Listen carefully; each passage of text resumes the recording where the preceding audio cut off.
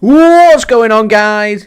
JSGC here, back again with another Manchester City live stream, where today we're going to be doing the Premier League live watch-along of Man City's away game against Aston Villa at Villa Park in the Premier League. Doesn't really get much more difficult for Man City than this. A notoriously difficult place to visit, a team full of quality with very good players, and it's a kind of game that you're looking at and hoping that Man City can go in, put in a solid 10 out of 10 performance and come away from Villa Park with a positive result today, whether that come in the form of taking points, whether it be a draw or a win. As far as I'm concerned, I think that if Man City are able to pick up any kind of points today, I'd be relatively content and pretty happy with that, because Villa's just a difficult place to go. They're in very good form, as Manchester City as well. So it's a very unpredictable game. I don't really know what's going to happen in this match, to be honest. I'm just hoping that Manchester City can just turn up, play a good game, and hopefully we can be clinical, and defensively we can be sound, and we can continue to make progress. That's really all that we can ask, and I'm confident that if Man City can go out there, make this game about quality and be clinical, then we can win this game. Of course, Man City kept 3 consecutive clean sheets, looking to try and make it 4 consecutive clean sheets today, and we've also got a very informed striker with 12 consecutive goals coming in games for Erling Haaland. So his last 12 games for club and country, he scored in every one of them 12 games, and he's looking to make it, lucky for some, number 13 today as well. But this isn't going to be easy. So, before I do crack on with this live watch along, make sure, like always, if you are enjoying the content, then do subscribe to my channel. It is free to subscribe. We're on that push to 50,000 subscribers. We're less than 3k subs away, so any help towards that would be great. Also, don't forget as well to go and check out my social media links. They're in the description if you want to go and follow me on my X, Instagram and TikTok. Email also in the description too if you want to hit me up for any sponsorships for any videos or any general business inquiries. Don't forget as well to leave a thumbs up on today's stream. That would be much appreciated. We're aiming for 100 likes. We're already 1/5 of our way, more than 1/5 now. We've got 79 likes to go to 100 likes, so any help towards that, guys, would be absolutely brilliant. Also, don't forget as well to get your thoughts in the live chat, including what your score predictions are today and where is everybody tuning in from around the world. We've got Learning Tree in on the chat, says we've got to try and hit them on the counter attack. Strongest link for Aston Villa's team, that's in midfield, from the pivot of Kamara and Onana, 2 very good midfielders there that City do need to try and control the pace and tempo of that midfield. That midfield battle is going to be so important to decide what does happen in this game, and often we saw Aston Villa in this game last season being able to capitalise upon Man City's poor midfield control.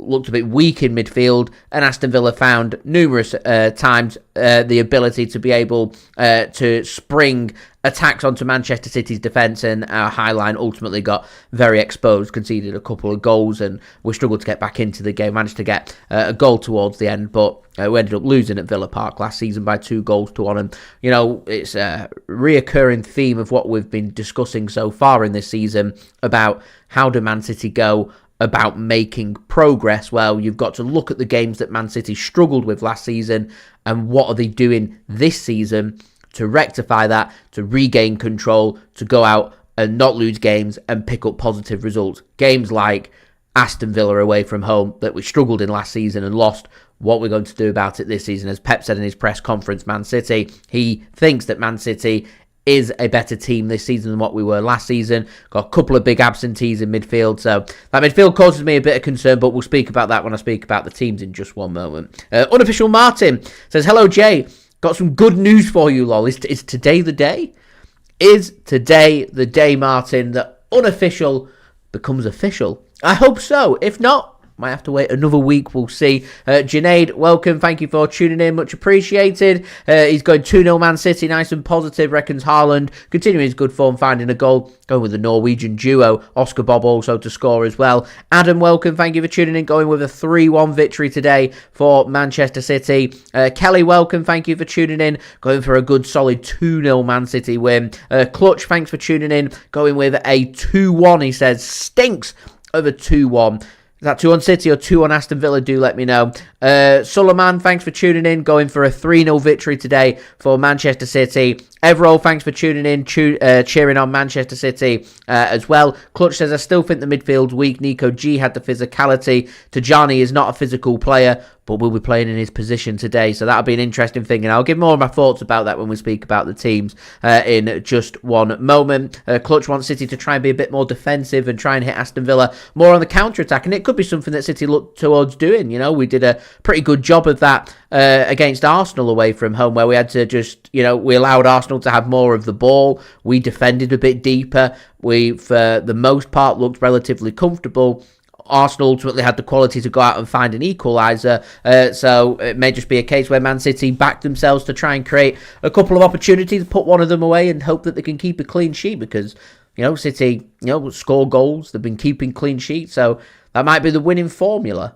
We'll see. Who knows what's going to happen? Janae says, I thought Cherki would have started. I wasn't expecting to see Cherki start. Cherki will start midweek, and I suspect from midweek onwards we'll start to see more rotation from City, because we've come straight after the international break and it's been difficult games. Everton at home, real banana skin. Villarreal away, difficult game. Villa away, difficult game. Swansea, midweek, obviously championship team, but that's not going to be easy, but it allows Man City to do some more rotation. There'll be more rotation in place then, I suspect, throughout the rest of the next few weeks until we hit the next international break. But, Premier League games, every game's a difficult game, so we'll see what does happen. Solomon reckons 4 goals today for Man City, reckons 2 of them will be for Erling Haaland. Martin says, no, JR will be unofficial on the day of the 31st, and then again become unofficial for year-long span, as well. It's just going to be unofficial right throughout.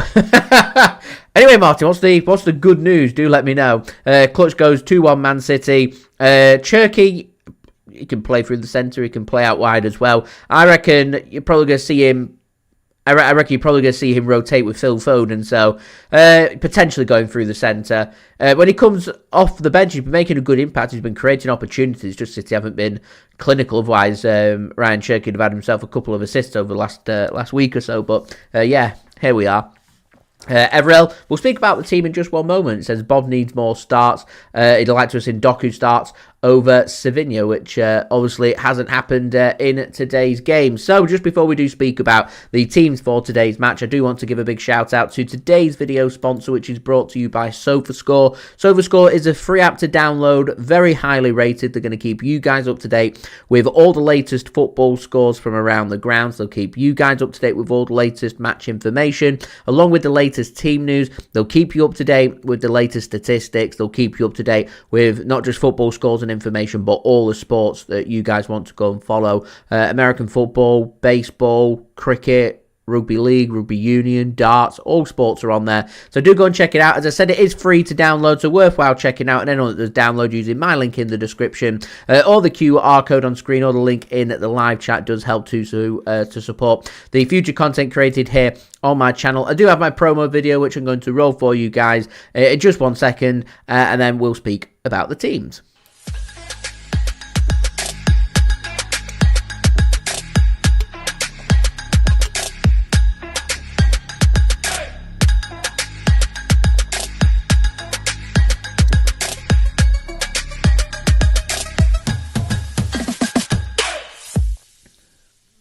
And a big thank you there to SofaScore for sponsoring today's live watch-along. So, just having a look then, there's a fair few Premier League games taking place at 2 p.m. GMT today in around 15 minutes' time.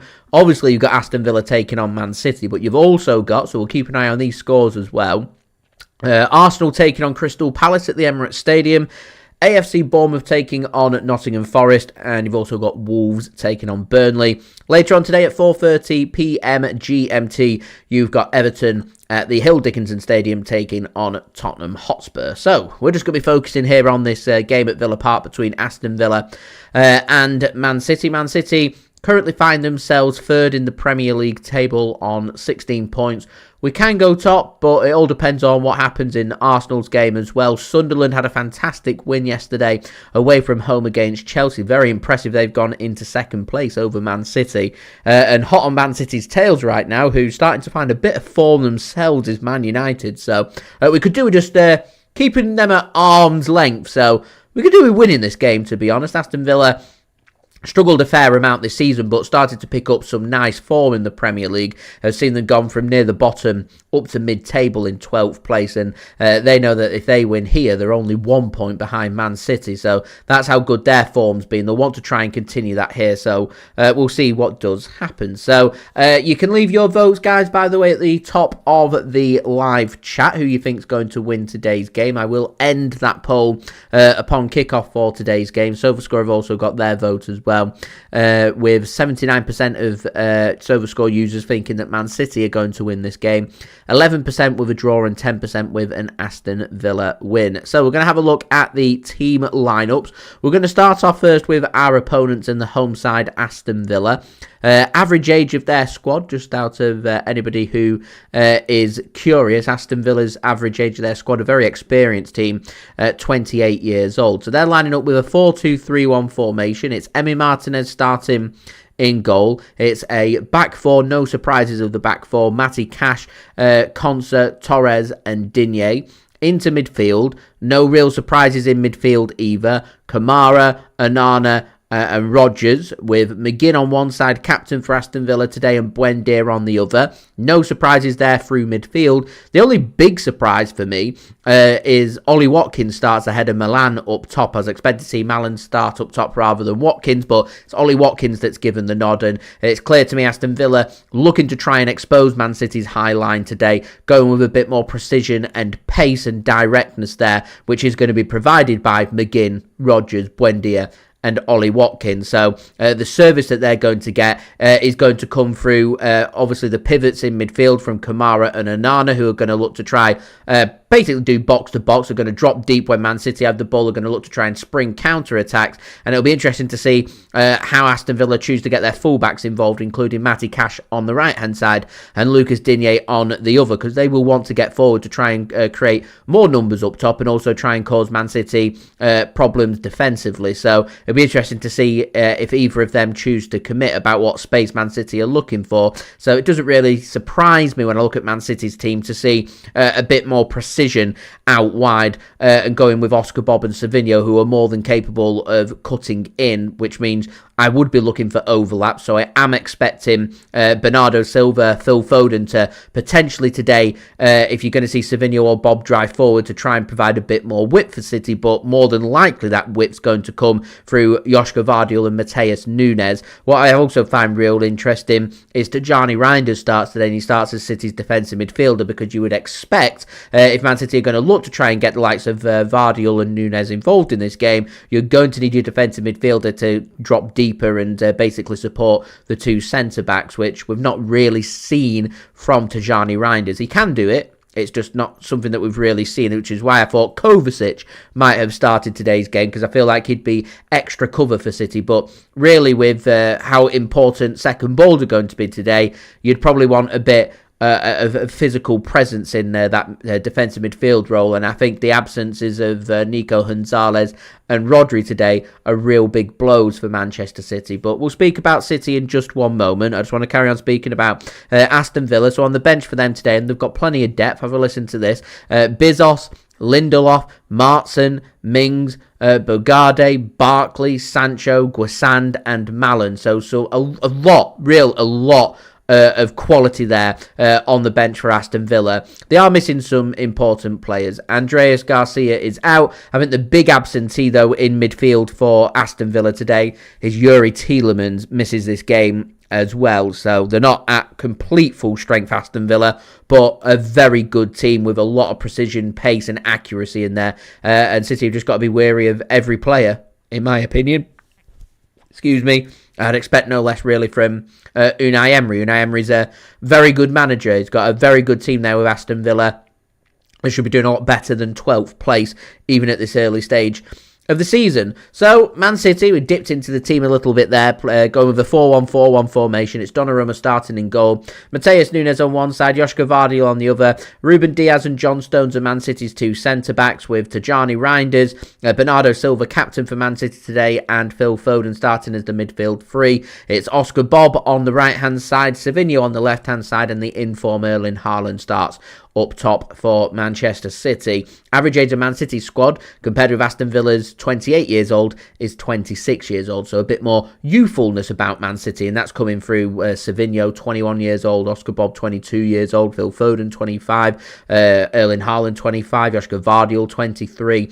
Surprises me, but Donnarumma, 26 years old. So, yeah, there's a lot of younger players out there that Man City have got available. They've also got a good balance of experience in that team. You know, John Stones has been there, done that, worn the t-shirt. Bernardo Silva has as well. Ruben Dias too. And what's really good to see is you've got some of the City younger players there who are also very experienced players. Players like Josko Gvardiol, players like Donnarumma, players like Phil Foden, who are young players, but they've got a tremendous amount of quality for players so young, and also possess good leadership skills too. So all round, I'm pretty happy with that team. I am quite surprised they've not gone with Doku. I thought we'd have seen the Savinho-Doku partnership once more. Doku on the left-hand side and Savinho on the right-hand side. But it's good that Oscar Bob has been given minutes, and I'm hoping Oscar Bob can put in a performance like he put in away from home first game of the season against Wolves, where I thought Oscar Bob was outstanding for City that afternoon. So I'm hoping we can see a replica of a performance from Oscar Bob there.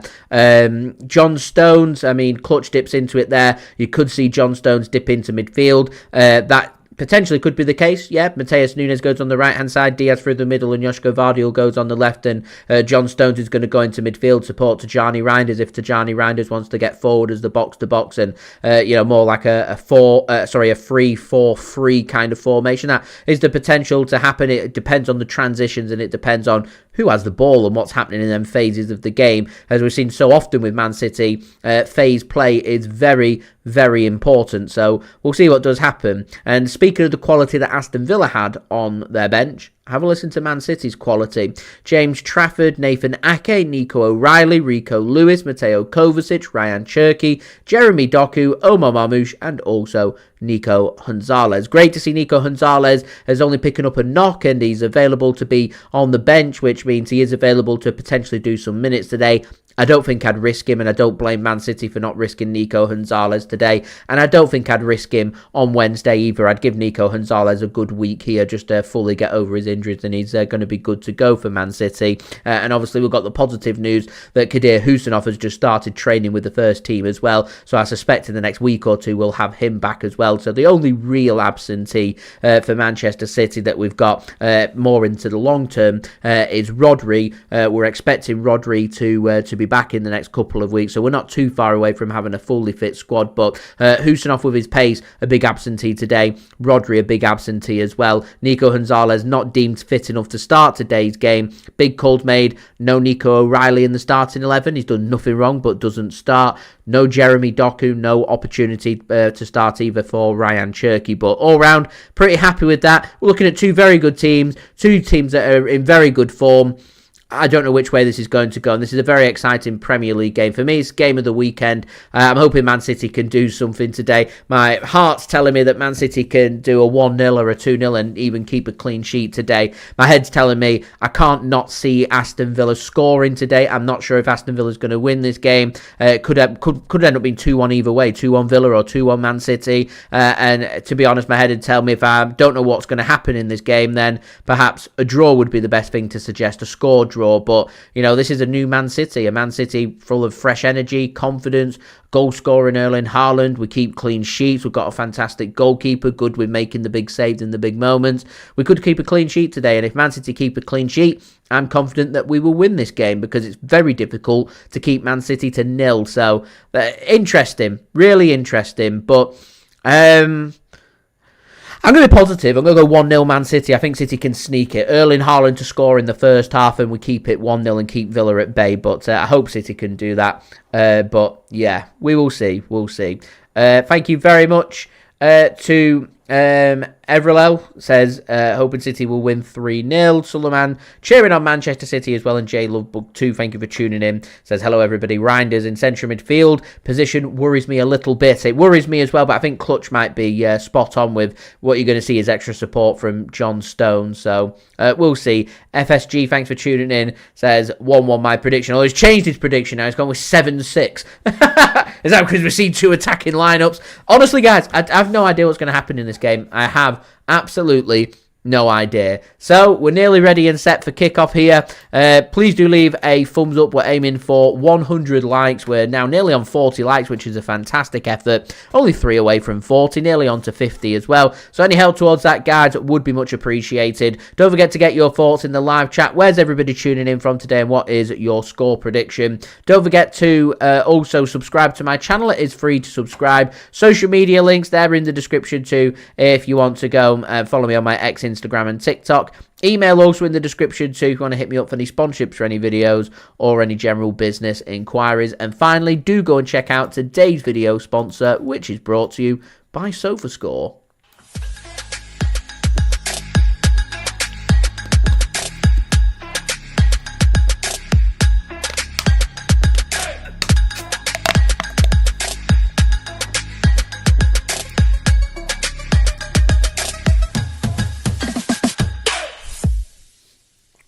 And a big thank you to SofaScore for sponsoring today's live stream. Much appreciated. So players making their way out of the tunnel. City being led by Bernardo Silva. I can see City in their rain kit. It's making the debut in the rain as well, coincidentally. Or certainly it's raining in the northwest of England today anyway. I don't know if it's raining at Villa Park. I can't see any rain on there. It might be raining, it might be drizzling, but rain kit makes its debut. Look at Aston Villa are putting on a little fireworks show. It's a big deal. Fans and players are going to be well up for this game. Today's going to be difficult. Today's going to be very difficult. We'll see. MCFC, the Mad Hatter, thanks for tuning in, says, defence line-up is dumb. What's Pep doing? Why not go with what's been working? Nunes, Dias, Gvardiol, O'Reilly. So I went with in my prediction. Pep likes to change things up. I think he's just worried about the second ball, which is why you see John Stones starting, doing back-to-back games. That worries me a little bit as well. I can see a John Stones injury by the 20th minute. We know how things are.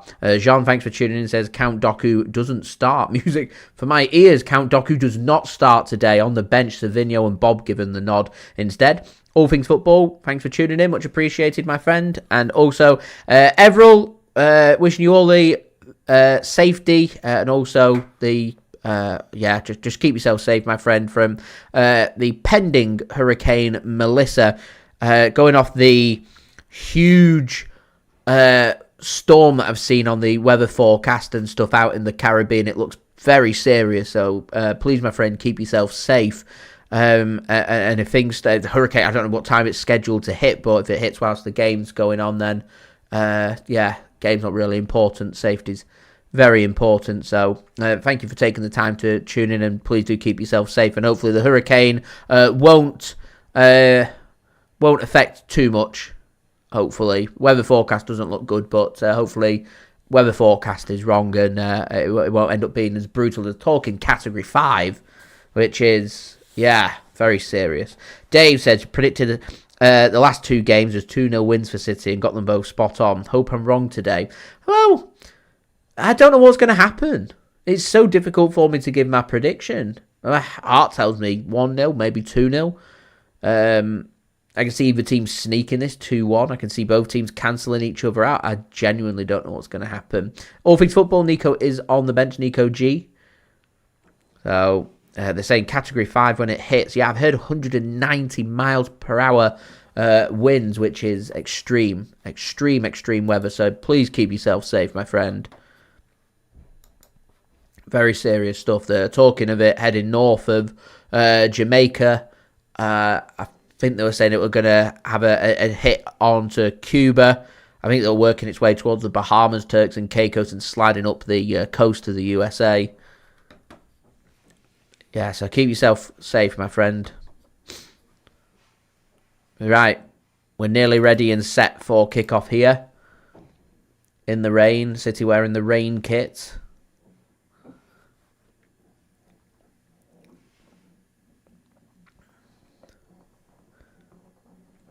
City just huddled together, ready and waiting to get today's game underway. Pep Guardiola wearing his rain jacket.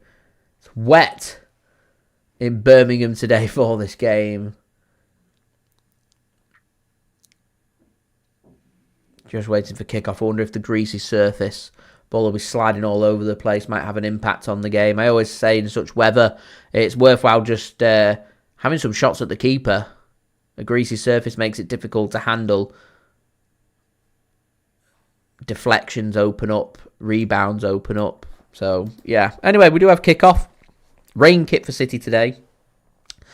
City attacking from right to left in their third shirts today. It's the rain shirt, so it's grey with a slight fluorescent tinge to it. Same with the shorts and the fluorescent yellow socks for Man City.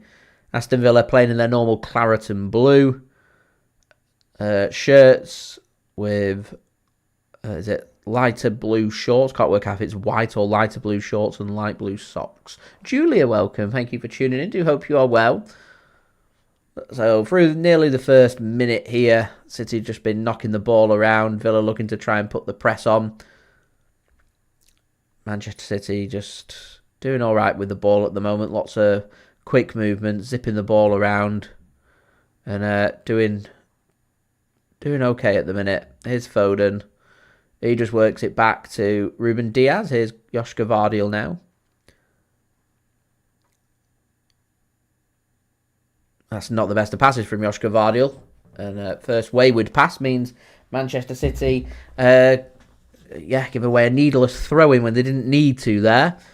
So guys, don't forget, leave a thumbs up. Now just 8 likes away from 50, so any help towards that would be great. Do subscribe and do also check out today's video sponsor, SofaScore. Links and details there in the description. So throw in for Aston Villa, midway inside the Manchester City half. Matheus Nunes stops that from getting to the throw-in's target. Buendia gets a foot onto it, and that'll go out of play for a throw-in once more for Villa. Lucas Digne is going to take it. It looks like this is going to be a long throw getting launched into the penalty area. Seeing more and more Premier League teams taking up doing these long throws. So it does mean Manchester City treating this like a corner, really. You got Haaland in there, Stones in there, Reijnders in there. Ball gets launched in. Header won by Haaland. Falls to the edge of the penalty area. First shot of the game, and it goes high and wide. It were Buendia. Off balance, putting his right foot onto the volley. Slices it, and no real danger there for Gianluigi Donnarumma and Manchester City. So it'll be a goal kick for Man City. I wonder if Man City may just look to try and be nice and careful here to try and just settle themselves into the game. Donnarumma plays a pass from that goal kick, which John Stones takes a slightly heavier touch than maybe what he were looking for. But that's a real cute pass from Tijjani Reijnders, and Phil Foden's got Manchester City's first opportunity here to get forward. Here's Savinho then. First touches for him on the left-hand side. Takes on Matty Cash. Thinks about going first time with a ball into the box. Goes second time. It's too close to the keeper. And Martinez clutches that gratefully to his chest. World Cup winner, of course, Emi Martinez. Looked like he was going to leave Villa in the summer. Decided to stay. So he's doing at least another season at Villa Park. So good interception there from Bernardo Silva. Manchester City managed to keep hold of the ball here, and they can bring it forward through Phil Foden. Here's Tijjani Reijnders. So it looks like Reijnders is getting support in defensive midfield from John Stones, which is going to mean that Matheus Nunes will have to stay back as part of a back three. Almost asking for Matheus Nunes to do a role similar to what Kyle Walker was being asked of at this similar early stage of the season, as Villa do well to get a foot onto an interception from a Savinho ball across. And here's Aston Villa now looking to try and spring a counter-attack, trying to find Ollie Watkins, which Ruben Dias does very well, just to poke his toe onto that and find a pass back to Donnarumma. Here is Josko Gvardiol now. Lovely pass into the channel. And here's John Stones. I was wondering if City might look to try and settle themselves in, but it's all action go here. It's pretty end-to-end. Stones just apologises there to the right-hand side. He had an opportunity there to potentially put Erling Haaland in, but he chooses not to, as Savinho plays a ball to Bernardo Silva, he just flashes the ball across the box and no one can get on the end of that, and that will go out of play for a throw. And Bernardo Silva's right there. He's asking the question, like, why is nobody on the end of that? That was a good ball into the box there. Onside Bernardo Silva. Pulled one across. He's got 4 City players in the box. He puts one into the good area and nobody's in that good area. A good ball that from Bernardo Silva. He asked the question of why is nobody on the end of it? As it is, no danger for Villa and they can get it clear, although Savinho threads a pass looking for Erling Haaland, which Aston Villa managed to deal with. So City just... This is an real interesting little battle going on. Savinho does well there.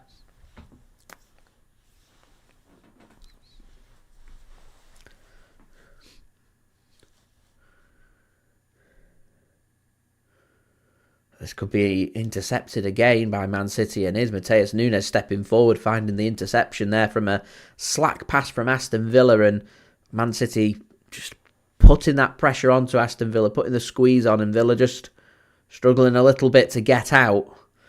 Here's Oscar Bob then to Tijjani Reijnders. Put your foot through it, Tijjani. He does, and it's just over the top of the crossbar there. First shot of the game from Manchester City, and isn't on target, just like Aston Villa's wasn't. So Ruben Dias had an opportunity. Tijjani Reijnders had an opportunity. Weren't far away from Tijjani Reijnders. It's just inside the penalty area. A nice clean hit, just over the top of the crossbar. Goes for power there. Not quite had the, didn't quite, sorry, have the accuracy.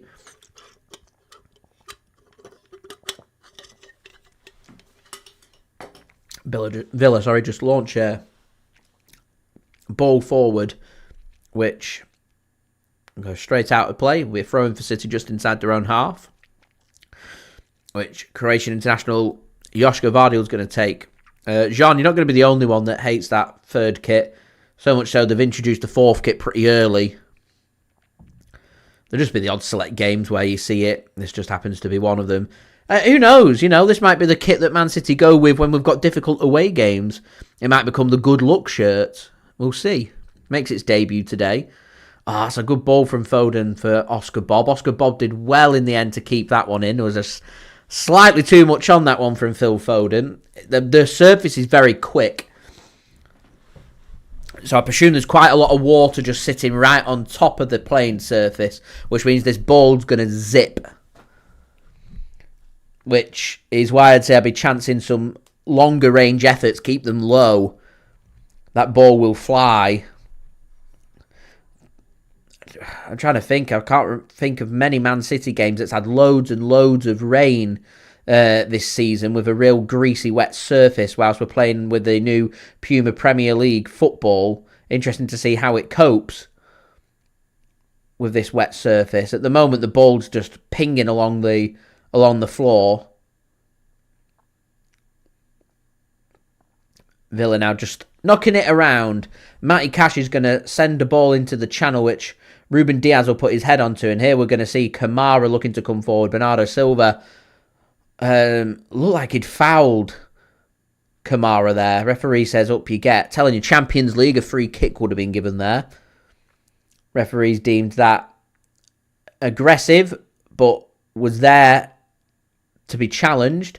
Savinho does well to keep that ball in and does well to keep hold of the football there as well, and as well finds his pass back to Ruben Dias, and City will look to start again. This time coming down the right hand side. Here's Matheus Nunes, got the support of John Stones, Phil Foden and Oscar Bob. So nearly a real good ball there through to Erling Haaland. Bernardo Silva couldn't quite get on the end of it either, and Aston Villa just have to scramble that one clear, which again another wave and attack is coming here from Man City. This is a good positive start. Could do with having something to show for this positive starters. John Stones just gets dispossessed and Morgan Rogers can bring Aston Villa away with the ball. Here's Captain John McGinn.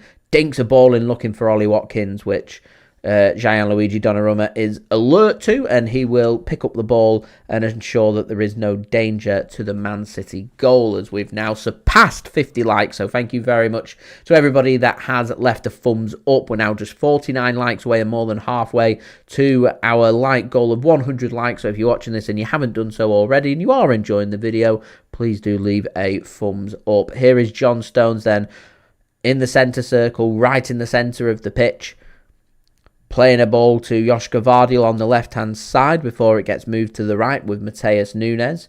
He's got Phil Foden and Oscar Bob further ahead of him on that right wing. He uses Phil Foden. He'll go back to Matheus Nunes. Got John Stones dropping into a little pocket of space, which frees up a bit more space for Oscar Bob. John Stones still got that little pocket of space. Oscar Bob doesn't use him. Foden looks to try and thread a pass in, looking for Oscar Bob.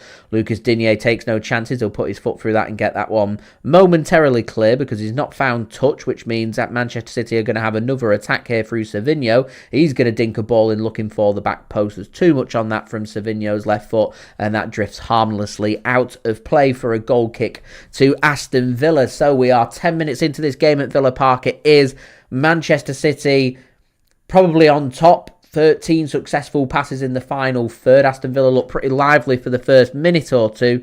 Manchester City been on top since then. Still waiting for clear cut. Both sides have had not even half an opportunity with efforts from near the edge of the penalty area from both Buendia on the volley and Tijjani Reijnders. It remains 0-0 though here at Villa Park between Aston Villa and Manchester City. So don't forget, please do leave a thumbs up. Just 46 likes to go to 100. Do subscribe if you're new around here. It is free to subscribe. And don't forget to go and check out today's video sponsor, SofaScore. Links and details, they are in the description. John, welcome. Thank you for tuning in. Nice to see you once more. As Aston Villa now got the ball through, Kamara plays a little 1-2 with Onana. Matty Cash now on the right-hand side into the Manchester City half. City getting bodies back. Seamus, welcome. Thanks for tuning in as well. Onana now works the ball back to Pau Torres. Onana just pivots him around 3 Manchester City players, put under pressure there from Phil Foden, Oscar Bob and Erling Haaland. He still finds his pass back to Konsa. He'll be able to play his forward to Matty Cash, and again the ball just zips away there. Looks to try and play a through ball in to Ollie Watkins. Too much on that and out of play for a goal kick to Manchester City. J-Love says, we aren't in sync yet. We need to get a little tighter up front. No one there to get the ball from Bernardo. No one there to get the ball from Bob that he'd worked hard to keep in. Yeah, there's all build up, not quite the end product. I don't know if today's going to be a game of few chances. It might well be, but we've linked up well with midfield, done well in midfield so far. It's just finding that clinical touch really in the final third, which has lacked a little bit when it comes to that crucial moment of grabbing that assist, hasn't it? Here's Tijjani Reijnders then. City managed to get that forward. Now got everybody inside the Aston Villa half. Here's Ruben Dias at a walking pace here. Plays a sideways pass to Matheus Nunes. Nearly takes a heavy touch. Finds Oscar Bob. Here's Phil Foden. Back to Oscar Bob. Bob having to just drop a bit deeper. Now a ping ball forward comes in looking for Bernardo Silva, but too much on that. And speaking at the opposite end, Donnarumma was fully alert to the danger. Emi Martinez fully alert to the danger. Collects that with ease, and Aston Villa can have the ball now. City looking to try and put that press onto Villa. Force them to go long. They don't get themselves a free kick. Watkins went down. Referee says no free kick. City still got hold of the ball. Good knocking around this from Manchester City. Here's Josko Gvardiol. Through ball comes in. Finds Bernardo Silva. He has to just chip a ball in. Konsa's alert to that danger. He nearly takes a heavy touch, and Haaland looked involved. Villa do well not only to get that clear, but find the touch through McGinn that Villa can actually come forward. And that's real good play there from Aston Villa. And through the come down the left channel, Ollie Watkins up against Matheus Nunes. Got to use his pace there. Got to stop that ball from coming in. He's turned him. And Oscar Bob gets his foot onto that crucially. And Ruben Dias, Rose Ed stuff there. Just whacks that one clear for Manchester City. Good counter-attack football that from Aston Villa, and good alertness from City at the back. It's been a very energetic 14 minutes. Not all that much has happened. It's just been very interesting. Remains 0-0 here at Villa Park. And nearly a heavy touch there from Onana allowed Phil Foden to be interested. That's a good question, John. What's my favourite Christmas toy when I was growing up? Remember like the old army soldiers that you used to get, and you could do like little toy soldiers. I think they're in like the original Toy Story. You get like a big tub of them and stuff. They were my favourite. Loved them. Had a goal at Molineux. Burnley have taken the lead against Wolves. Big game down towards the bottom. It's Fleming with the goal for Burnley on 14 minutes. And Burnley lead. Still waiting for our first goal here.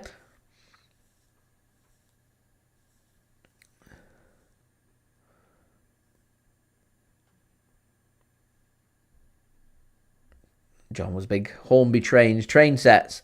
I like Scalextrics as well. Hot Wheels, they were my kind of thing.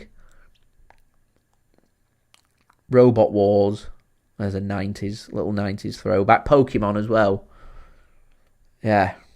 Robot Wars, Pokemon. They're my kind of thing.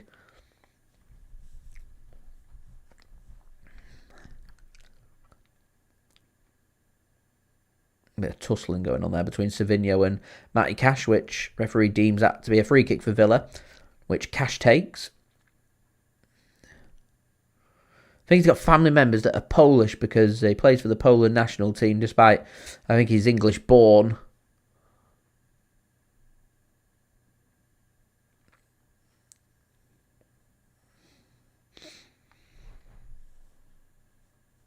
That's excellently worked from Villa at the back.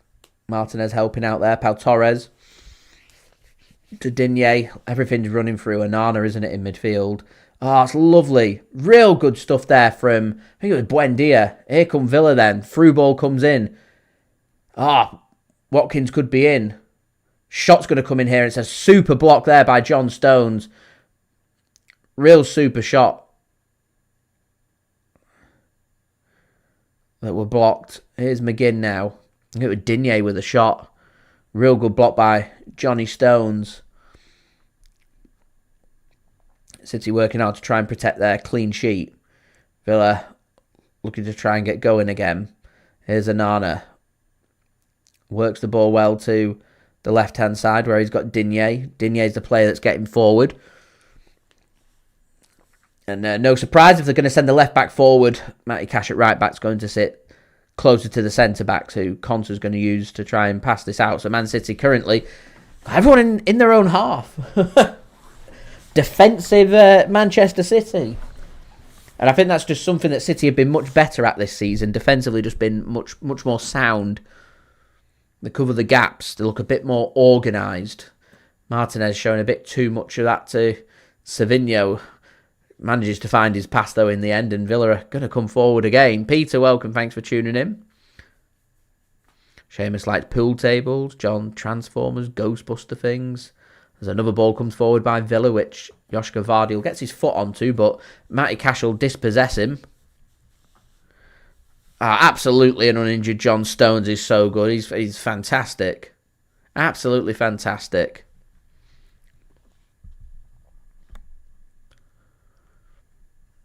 That's a good ball played into the channel. Chance for a through ball by Villa, and City do well just to get a foot on that, and I think a corner's given. I think. Matheus Nunes pleading his innocence there. Let's have a look. Matheus Nunes does look like he gets a final touch. I think he was asking for a free kick. I think it's what he's asking for there, Matheus Nunes. No doubt that he's the last player to get a touch on that. I think he's just claiming that the Villa player doesn't win the ball. I win the ball, and then he obviously follows through on his foot, so he goes down. I think Matheus Nunes might have a point, but hey, here we are. Corner then for Aston Villa. Lucas Digne to take.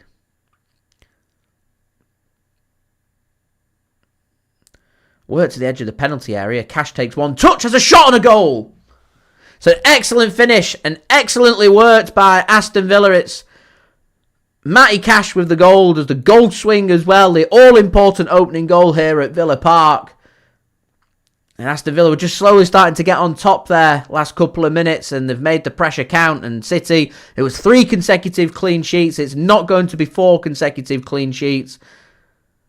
Goes for a sea of bodies there. Donnarumma doesn't really stand any chance, and more so than anything else, just a good finish. Works the edge of the penalty area. Good set-piece routine. Hits that with his left foot as well there, Matty Cash. Straight from the training ground. It's a good hit, and it's 1-0 Aston Villa.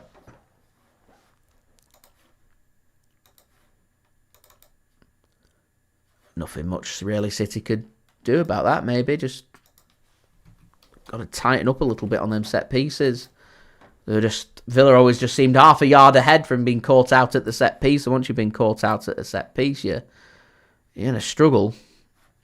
And City did struggle with that. Big smile from Unai Emery. And for anyone that didn't believe me in what I was speaking about before the stream and in my preview about how difficult of a game this is, we're looking at 2 informed sides. There you go. I knew what would come in. I know how difficult it can be. And Aston Villa lead by a 1-0.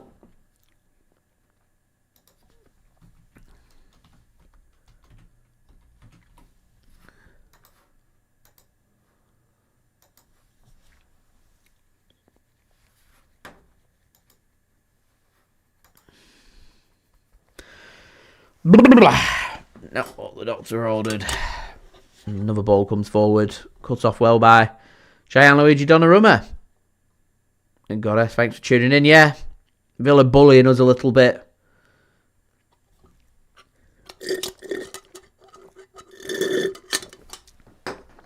I said we had that little spell where we was on top. I said it was important to create and try and find something. That's an excellent ball forward. Is Bernardo Silva then to Haaland. We've got a chance here for an instant response. Haaland! Oh, you expect one result there. He's just got the keeper to beat on his stronger left foot. The only thing you're expecting there is in-form goal Erling Haaland. He takes it so well on his left foot. Martinez reads it. He opens up his body there. Haaland does everything well. It's just a bit tame from Haaland. Martinez reads that very well. Saying the importance of Man City having a goalkeeper who, in the big moments knows how to pull off the big saves. Martinez is another big moment goalkeeper. In the big moments, he knows what he needs to do to make the big saves. I would expect that's City's best opportunity by far, and Aston Villa a bit of your most vulnerable when you first score moment there. They just go to sleep, and that should be 1-1. That should have been an instant response from City, and it isn't. Disappointing. Anyway, guys, don't forget, leave a thumbs up now. Just 35 likes away from 100. Any help towards that would be great. Do subscribe and do go and check out today's video sponsor, SofaScore. Links and details, they are in the description. Andy, man, thank you for tuning in. Yeah, no NFL European games today. I think got the next one's in Madrid, or it might be in Germany. I'm not sure when the Germany one is. In a couple of weeks' time, I think.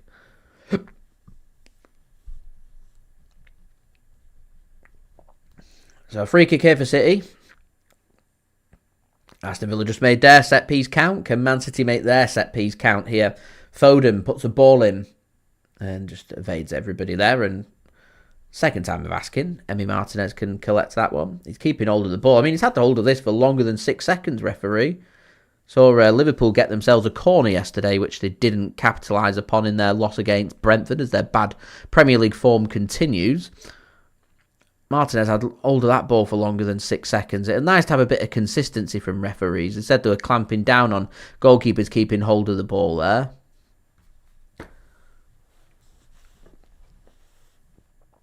Anyway, City have got to create and find and make something because, one of the big problems we had at Villa Park last season is we went 1-0 behind and we didn't find any ways to build ourselves back into the game, and Aston Villa, through City trying to chase the game, managed to find a second, and City are going to have to try and chase this game, and if Villa find a way to get a second, it becomes very difficult for City to get anything from this match. Here's Savinho, though, plays a ball across the penalty area.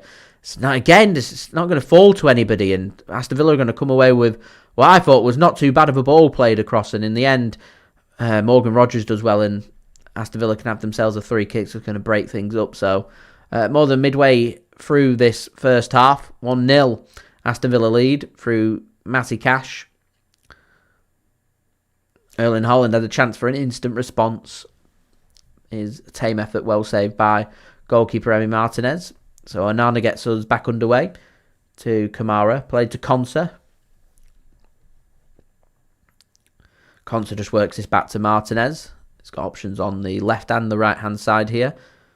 Haaland just trying to put some pressure on. Goes to Konsa. Here's Matty Cash now.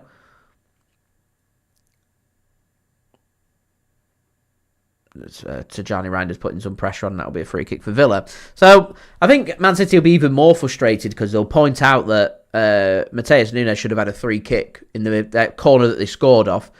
Shouldn't have had a corner. Should have been a free kick for Man City when Matheus Nunes managed to win the ball and the player took the man,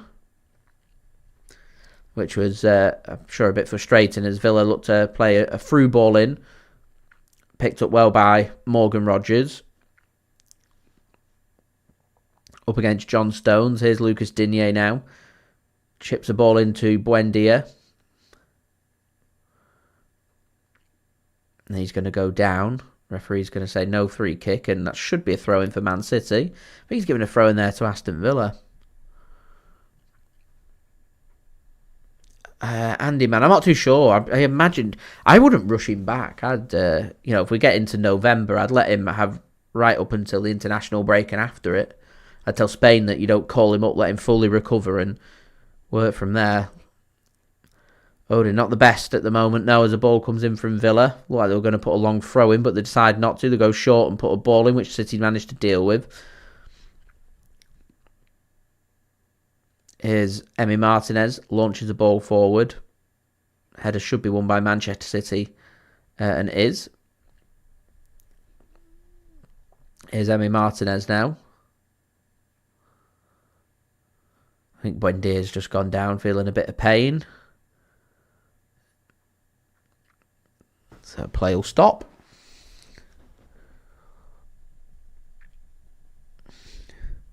Goddess, I miss.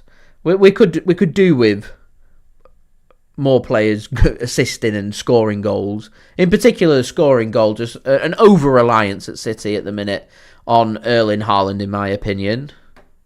It'd be nice to see other players just contributing and chipping in, so we'll see. Seamus, I can't see Rodri leaving Man City mid-season.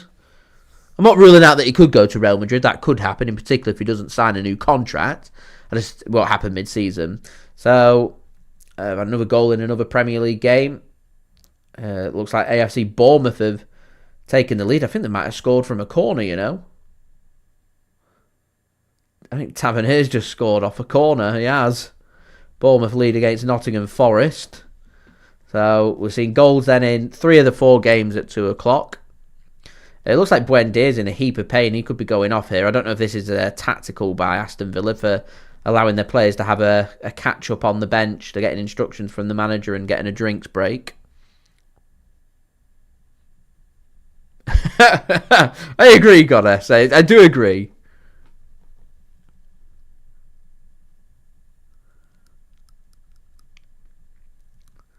I miss the Sterlings. Mahrez is chipping in with goals left, right and centre. Sane as well.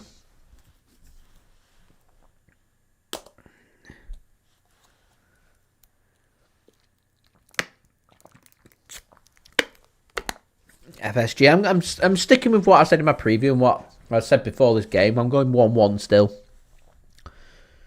I didn't know what to do with the game, so I played it safe and went score, draw. 2 good teams, 2 teams in form. 1-1. But I said before the stream started, if we pick up a point today, I'm happy with a point. It's a good point. It's progress on last season. We lost here last season. This is a difficult place to come. There aren't not many teams go to Villa Park and take points. So, anyway, Buendia goes off and it's former City man Jadon Sancho that comes on. Wishing a speedy recovery there to Buendia. He's done something to his foot. He's had to take his boot off. So Jadon Sancho's not even tied his lace properly and he's onto the pitch for Villa. Got to try and get up to pace very quickly. Josko Gvardiol does well to win the ball and referee deems that a free kick. Tito. We'll see if Arsenal drop points. They're playing at the same time as us. Got Crystal Palace in a niggly little game at the Emirates Stadium. I'd be surprised if Arsenal didn't win the game, to be honest. So, we'll see. Peter, welcome. Thanks for tuning in. 2-0 Burnley now. Wolves really struggling. I think they might be going down, you know. And how well are Sunderland doing? Burnley and Leeds have all settled themselves into the Premier League very nicely. City haven't got a foothold in this contest. Here's a through ball. Ollie Watkins. Villa have got a chance to make it 2-0 as well, like Burnley have just done. A good block in the end. Effort from Jadon Sancho's going to fall to the edge of the penalty area, and it's going to be McGinn, and it goes wide. He wants a corner. My only surprise is there McGinn doesn't find the target, and Manchester City just 6s and 7s at the minute. 6s and 7s. Concerning. It's the gaps between defence and midfield. They're just lining up on the edge of the penalty area. You've got no players tracking back. Look at Tijjani Reijnders, absolutely furious there. You know, where's Phil Foden? Why is he not back there helping out?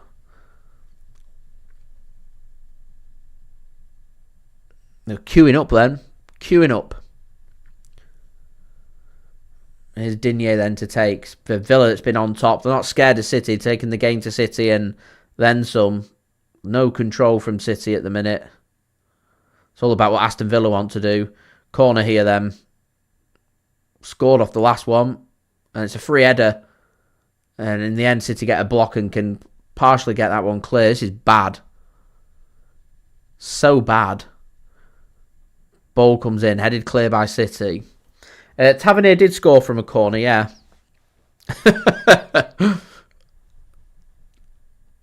Sean Dyche now in charge at Nottingham Forest. It's his job to try and sort it. Ange was in charge for a month. We got rid of him. Sean Dyche's turn. Don't know what's happened to Forest. Just look a shadow of the former selves. Here's Tijjani Reijnders then to Phil Foden. I think Bournemouth's our next Premier League game as well. Savinho looking for try and play them through ball in. Doesn't manage to get the through ball in, and instead it has to be worked back. Here's Josko. Works it now to Savinho. No real support for him. He has to go again first time, and it's not a great ball in the box, and pretty easy, to be honest, for Villa's defence to deal with. And look how quick they are on the counter-attack. 2 touches and they're midway inside the City half, and they've got 4 players forward for this as well. Here's Morgan Rogers. He's clattered in. Referee says no free kick there. Him and Bernardo Silva just exchange a high five there. Villa do keep hold of the ball though. It's not been good this from City at the minute. Islam, welcome. Thanks for tuning in. Chance here for another Villa ball to go into the box. Digne with the overlap, and not the best of balls, to be honest. And he can't find Morgan Rogers. Tijjani Reijnders reads it and reads it well. Phil Foden will look to spread the play here for Savinho, who should keep this one in up against Matty Cash, and does. That's not a good ball from Savinho. Beyond Bernardo Silva and Erling Haaland, and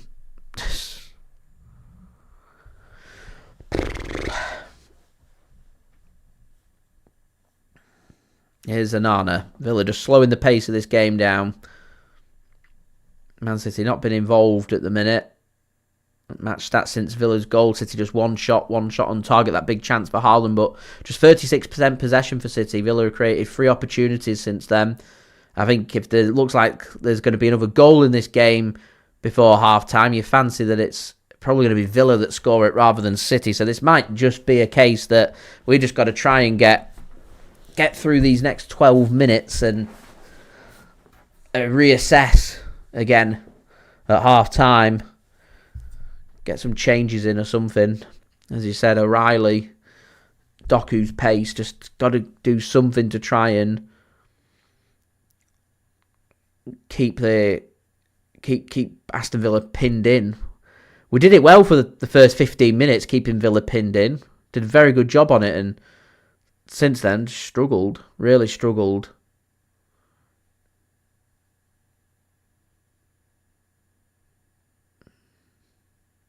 Anyway, here's Phil Foden then, bursting forward for City. To Oscar Bob. I want to see a bit more from Oscar Bob.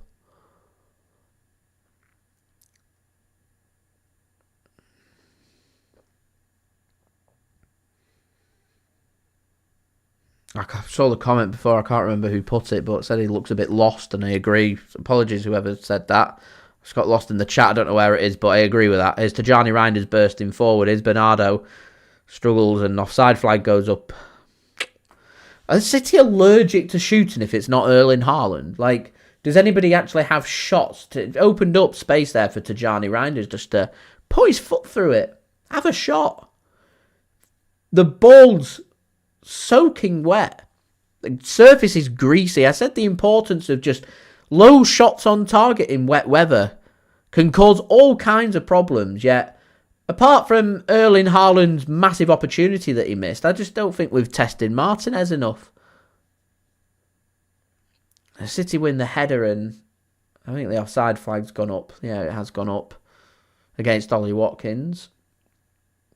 Villa would have been in a good position then. So, thankfully, Ollie Watkins was offside because John Stones won the header and headed it straight to McGinn on the right-hand side. Anyway, here's Oscar Bob then for Man City. Got 10 minutes to try and put this right. Don't forget, leave a thumbs up now. Just 24 likes away from 100. Any help towards that would be great. Do subscribe and do go and check out today's video sponsor, SofaScore. Links and details there in the description.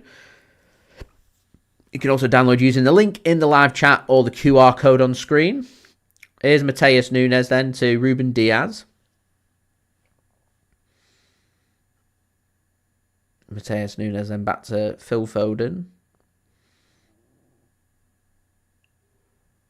Oscar Bob. Oscar Bob, Bob, Bob. Can he do much with this? Foden looks to try and thread a pass in for John Stones. In the end, are they going to get it clear? Are they going to get it clear?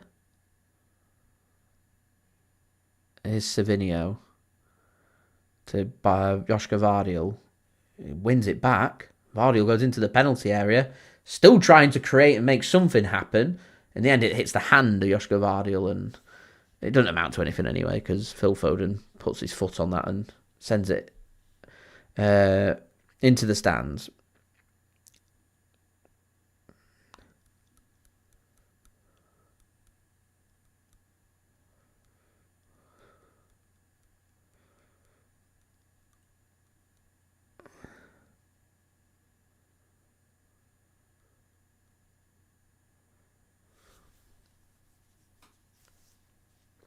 Emi Martinez then. I think there were some questions about Josko Gvardiol being fouled, about wanting a penalty, but never for me. Never for me. Free kick again given against City there, just breaking up play. Shows the importance when you grab a goal and you're looking to try and frustrate your opponents.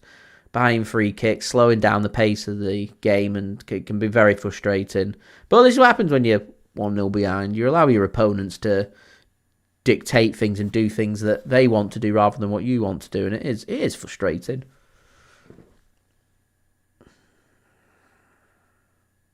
As I said, it might just be a case of damage limitations this first half for Man City. It's not been a good half of football. Regroup for the second.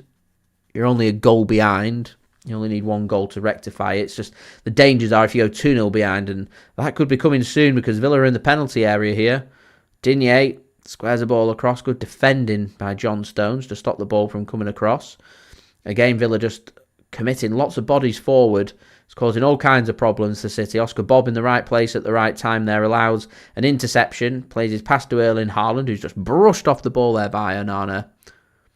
God, says the like button has a ball animation. It does. So you want to see the ball animation, guys? Leave a thumbs up. You should see it rather than leave a thumbs up. You see a thumbs up come up. You'll see a football instead that spins around.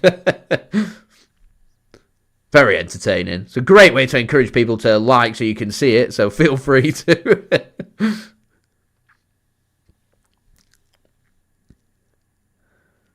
Anyway, here's Tijjani Reijnders. Julie's just told me that Arsenal have scored. Marvellous stuff. Puts even more pressure onto us at the top now. Arsenal 1-0 ahead against Palace. You fancy that's probably going to be that. fancy if Palace were going to take anything from that game. It was either going to be a 0-0 or they needed to score first. It had to be Ezri that scored as well. First yellow card of the game. It's going to be Savinho leaving a trailing foot. Referee deems it semi-dangerous and gives a free kick for Aston Villa, and he gets a yellow card for his troubles. There's a slight follow-through there, yeah. Here's a free kick. You're going to be giving, studs are up as well, actually. Nasty little challenge that from Savinho. I think that'd be my first change for me. I think Doku would come on first, Savinho.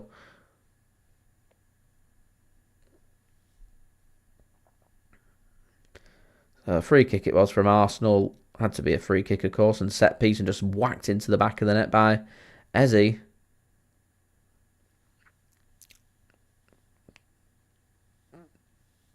There you go. Good question, Andy. What was my favourite food when I was in Chicago? I had wild berry pancakes for breakfast one morning. That were nice, just massive portions, so I struggled to eat it. There's a a ball comes in and headed behind for a corner. By Matheus Nunes. Deep dish was a bit underwhelming. I went with high expectations. I know better than to go into places with high expectations. The Chicago hot dogs weren't bad either. They were very pickly. I didn't mind them. In my hotel, I had breakfast every morning. Every now and then they had corned beef hash, which was fantastic. Weren't expecting that. It was very nice. There's some like popcorn. I can't remember the name of the popcorn. There's some like quite a few of these popcorn shops knocking around. Tried some of them. They weren't that great either. So, yeah. Another ball whipped in by Villa. Headed clear by Erling Haaland. City just can't win these second balls. And it's putting pressure onto them because they're not winning these second balls. Dave says Wolves have just scored a penalty. So they're now 2-1. Half the deficit against Burnley at home. There's too much on that. And Jadon Sancho can't keep that in, and that will be a throw-in for Man City.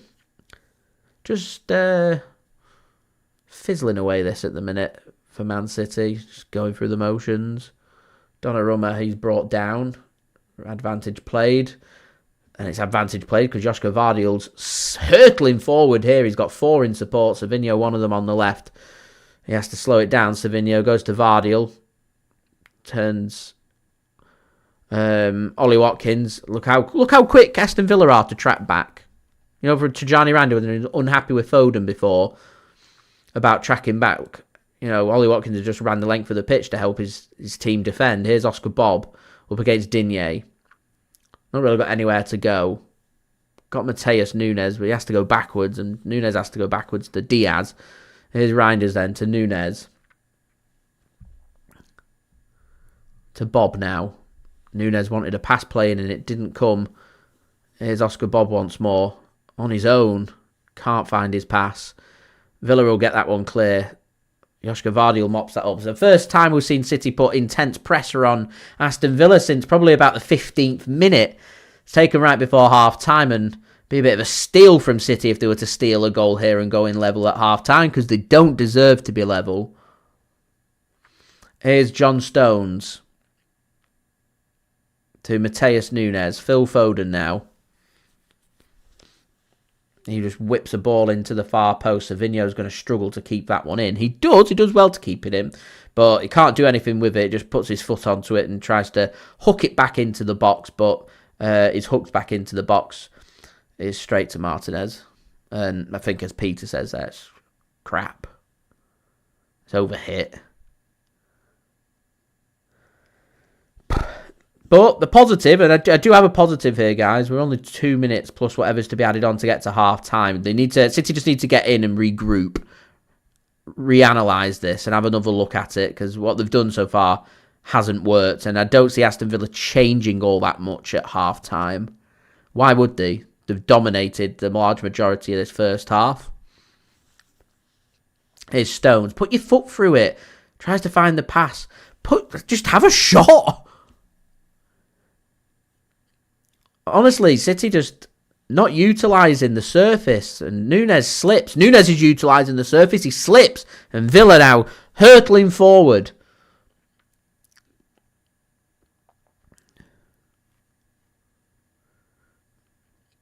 Anyway, 17 likes to go to 100, guys. Don't forget, leave a thumbs up and do subscribe. Do go check out today's video sponsor, which is brought to you by SofaScore. Links and details there in the description. So here's Villa then coming forward again.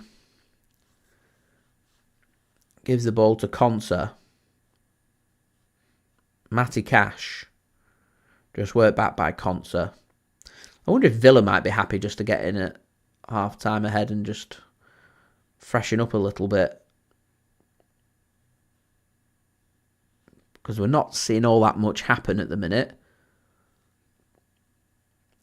That might be about to change because Digne's just skipped past Matheus Nunes, but not the best of balls. It's too deep. McGinn manages to collect that and find his pass back to Matty Cash.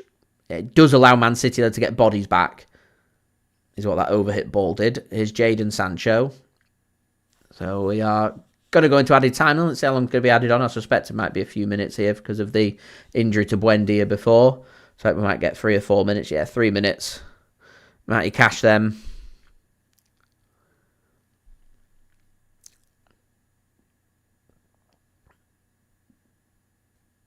Phil Foden just hurtling forward, trying to put some pressure onto Konsa, but Konsa does well. Cash can play his ball forward. Should be won by City in the air, and is. Again, just a struggling City here with the second ball. The gap between defence and midfield too big, and Josko Gvardiol checks his man, and it will be a free kick. He steps forward, doesn't win the ball, and takes his man down. McGinn knows what he's doing. He's going to take that free kick every day of the week. As Odin says, it's a cheap foul. It's a cheap foul. It is a free kick. He cuts him off. Leans in and cuts him off. City just looked frustrated. That's why I said the importance here of just regrouping at half-time and reanalyse this. They've got to navigate 2 minutes, defend this set piece, get it clear, get it away from goal. Because it's not clicking for City, and I want to see things change in this second half. Because this continues, this is going to be one-way traffic and there'll be one result. And I don't want us to go 2-0 behind before they start thinking about changing things up, because these are the mistakes we were making last season. So a chance here for Villa, some defending for City to do. Matty Cash already got a goal, looking for an assist. Ball comes in and nearly misses everybody before Bernardo can hook that one clear. How good have Aston Villa's set pieces looked, by the way? Odin, that's what I think City are waiting on. They just want to look to see if they can sneak a goal. There'll be 1 or 2 big moments. We've had that obviously big one-on-one opportunity with Erling Haaland. We missed. So throw and taken by Villa. They just work it back. All the way back to Martinez in goal.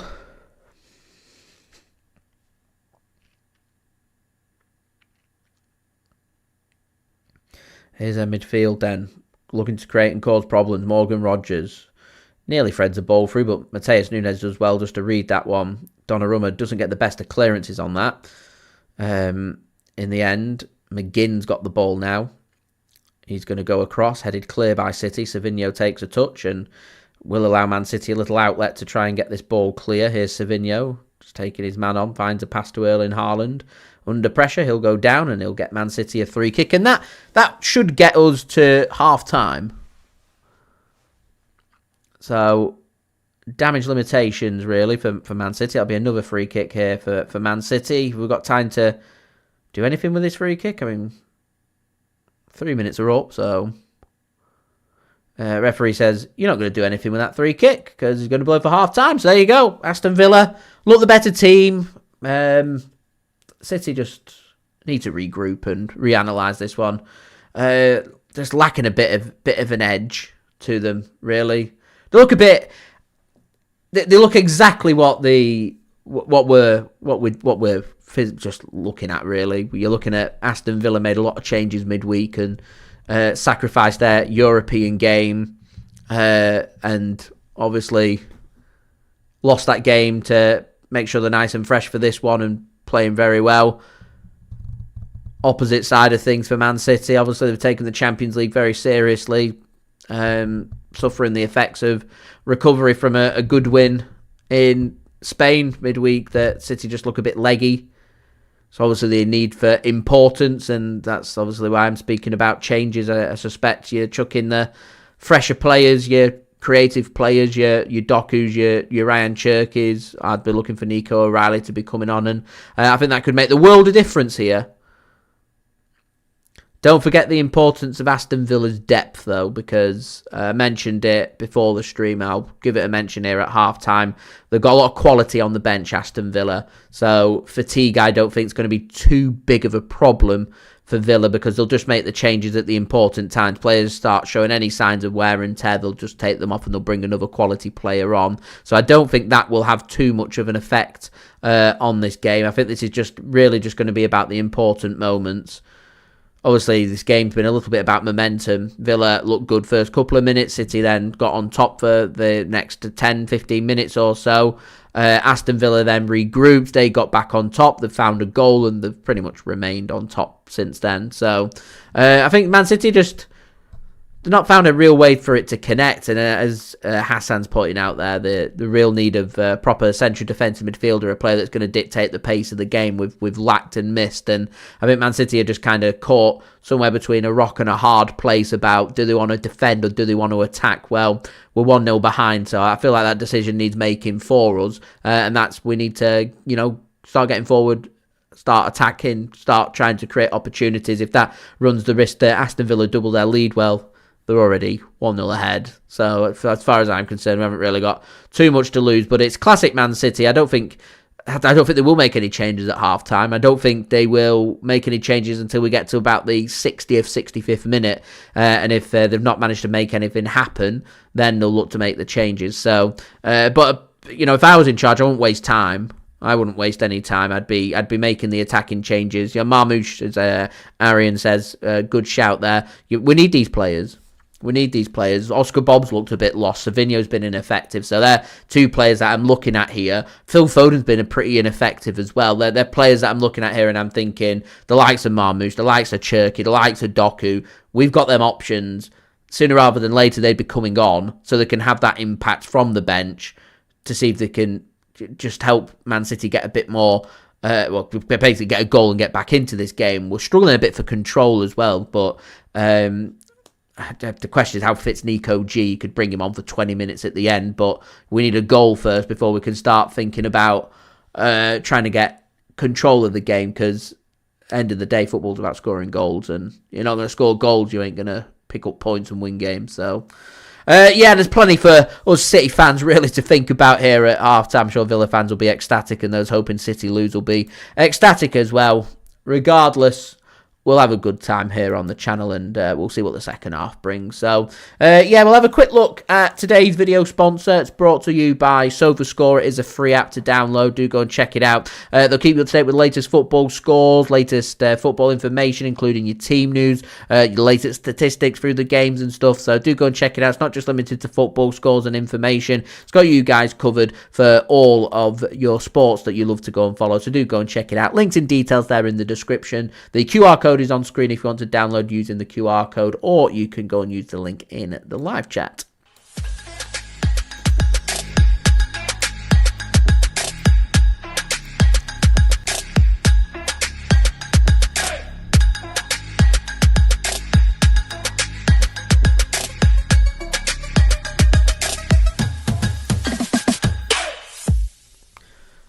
A big thank you there to SofaScore for sponsoring today's live stream. So you're going to see here from these statistics where things are going wrong for City at the minute. 55% possession for Villa, 45% for City. Both sides expected goal rate around the same. Aston Villa at 0.34, Man City's at 0.27. Neither side have been all that clinical or created all that much. Man City have had one big opportunity through Erling Haaland. He missed his opportunity. Aston Villa managed to capitalise on the set piece, a well-worked set piece to the edge of the penalty area, and obviously a very good hit from Matty Cash, the difference here between the two teams. But in terms of testing the keepers, Emi Martinez has had one save to make. Donnarumma's not had any saves to make Aston Villa, for their possession, have got into good areas, but they've not linked it up that well. But they've not needed to, and it's just not been very good. Savinho on the yellow card would be one of my first changes. Oscar Bobb's been ineffective. Phil Foden struggled to get involved in the game. The gaps between defence and midfield's too big, so things need to be chopping and changing here. And I don't want us waiting to the 50. The 60th, 65th minutes there to make changes. As we're just getting the talking points of the game. Digne obviously not winning the ball. Matheus Nunes winning the ball and Digne taking the man, and obviously the corner were given rather than the free kick, and Villa go on to score off that corner kick. And obviously the talking point about Josko Gvardiol, I didn't think it was a penalty, to be honest, on Josko Gvardiol in the first half. City just been a bit flat. They've not been very good. They need to chop and change things up sooner rather than later, because if they don't, I can see this going 2-0 rather than 1-1. Which is disappointing, because it's like lessons haven't been learnt, and it's been classic Man City really this season. There's been a lot of progress made in some games, and then there's other games there's not been any progress. Spurs at home, Brighton away, Villa away from home. These are games that would just look the same as what we did last season, where lessons just haven't been learnt yet. There's other games, United at home where we look much better. Arsenal away where we look much better. So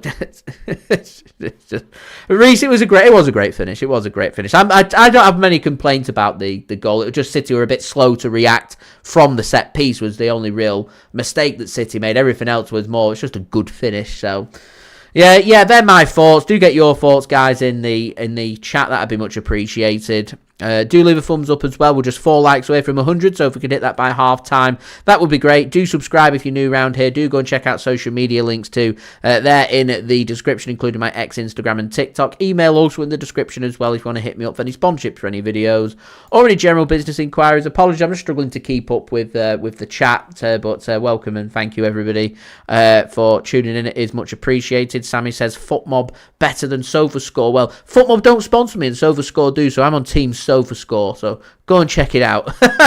And speaking of SofaScore, we'll roll the promo video and then we'll crack on with some halftime entertainment.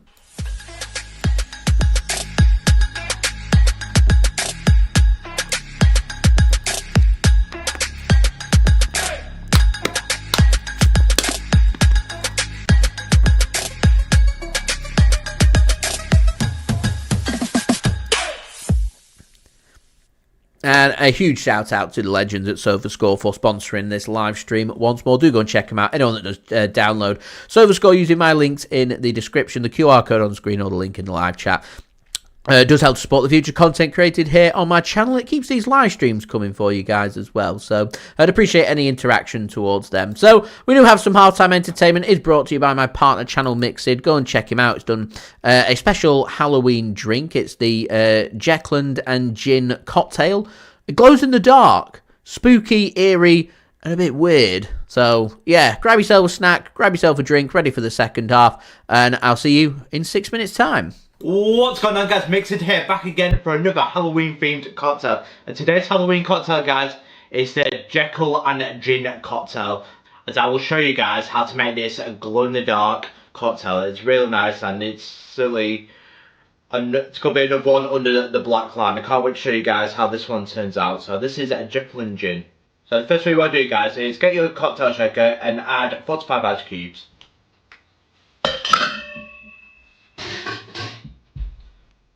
First thing to the shaker, guys, is 90ml or 3 ounces of gin.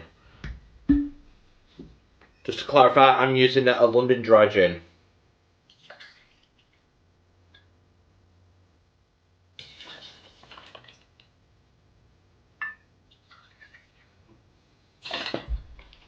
Next, 15ml or half an ounce of fresh lemon juice.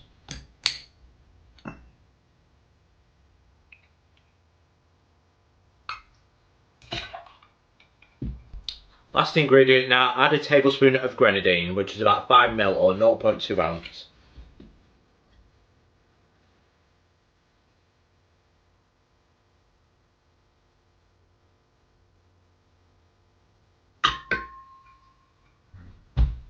Now put your lid on, and now give it a good hard shake, 8 to 10 seconds to get nice and chilled.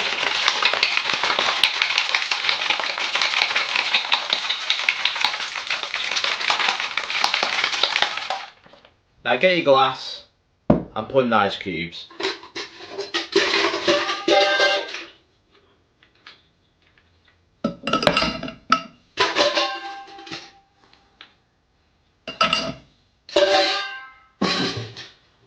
Now straight into your glass.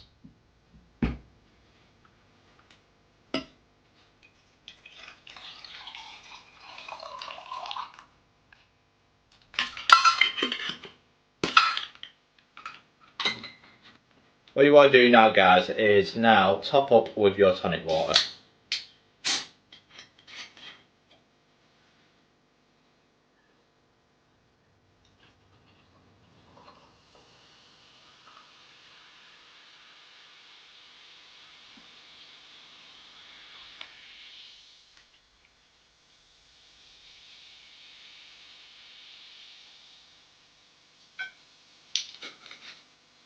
So if not, guys, it's a Halloween take on a Jim Ricky, this. So what we're going to do now, guys, is turn off all the lights and shine it under the black light.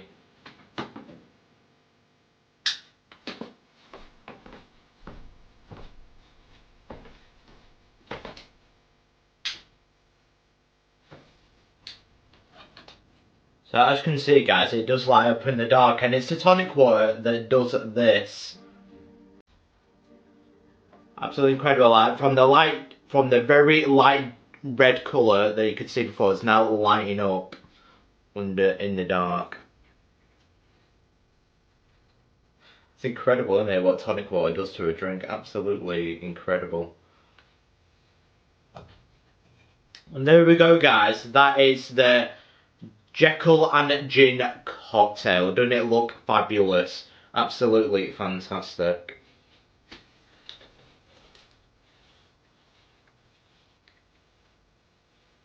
Well, add a straw. That's my take on a glow on the stick. If you had a glow on the stick, that'd be the nice, perfect to garnish. Doesn't it just look beautiful? So what I'll do now, I'll give it a taste test in the darkness.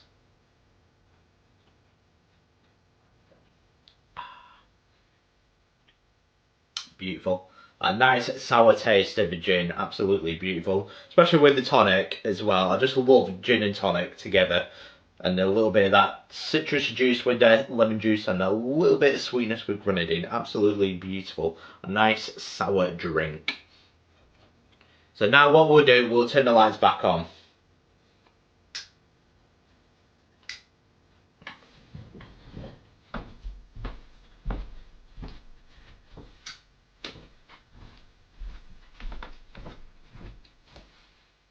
And there we go, guys. One fantastic Halloween cocktail. The Jekyll and Gin cocktail. Beautiful. So if you want to impress your guests, turn off the lights and have a black light if you do have one. You can get them cheap enough on Amazon like that. As impressive as it just lights up, it's absolutely beautiful. It's a nice little trick. And it's just a nice little side effect in it. A glow in the dark drink, and it's just fantastic. And it's the tonic water that does it, that makes it light up in the dark. Otherwise it wouldn't. It didn't have the tonic water, it won't light up. So I know you've got to ask me that question, why does it light up with tonic water? I don't know, but I'll get back to you with the next video on why it does light up with tonic water in the dark. But I'd probably rate that a solid 8 out of 10. If you don't like it, then use lemonade, as I know it's not for everyone tonic water, but use lemonade. I don't know if it glows in the dark with lemonade. That's something I'd have to put to the test, see if it does the same thing. I doubt it, but I might be wrong on that, I don't know. Well, that is a nice sour taste. That's a nice sour tasting cocktail, beautiful. Nice gin cocktail to celebrate Halloween with, and does it get any better than that? Nice glow in the dark cocktails? I don't think so. But that, guys, has been the Jekyll and Gin cocktail. Don't forget to like and subscribe to Mix It for more Halloween themed cocktails. As I will see you guys next week for my next Halloween themed cocktail. And I will see you guys then. Cheers.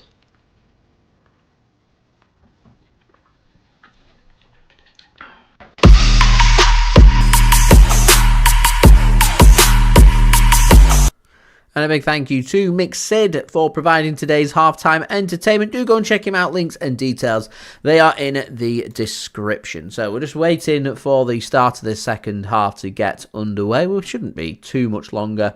To be honest, we've already had kickoff in a couple of the 2 o'clock games. Arsenal back underway against Crystal Palace. AFC Bournemouth back underway against Nottingham Forest. Arsenal leading Palace by 1-0. Bournemouth are 2-0 up against Nottingham Forest. A good game happening at Molineux. That's now 2-2 between Wolves and Burnley, a game there at the bottom. And here at Villa Park, players make their way out of the tunnel ready for the second half for Aston Villa against Man City, with Villa leading by 1-0. So players have had a chance to have 15 minutes rest, a chance to reanalyse and regroup. We'll see what does change here for Manchester City heading into this second half.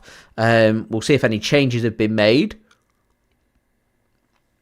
I'd like to see changes made. I just don't see changes being made is my problem that I'm going to have here. I can't see Man City choosing to make their changes straight on at half time. It will come in the next 15 to 20 minutes or so.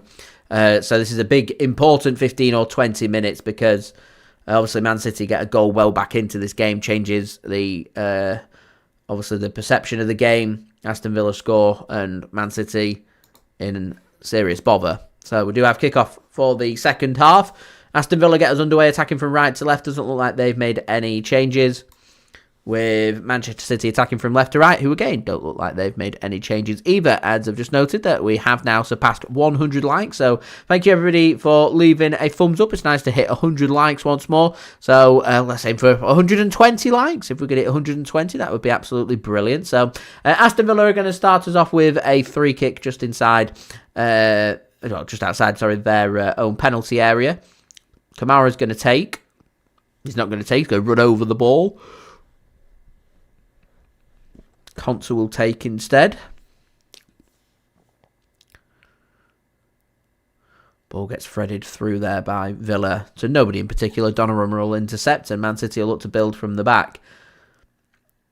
So it looks like a similar shape being held by Manchester City.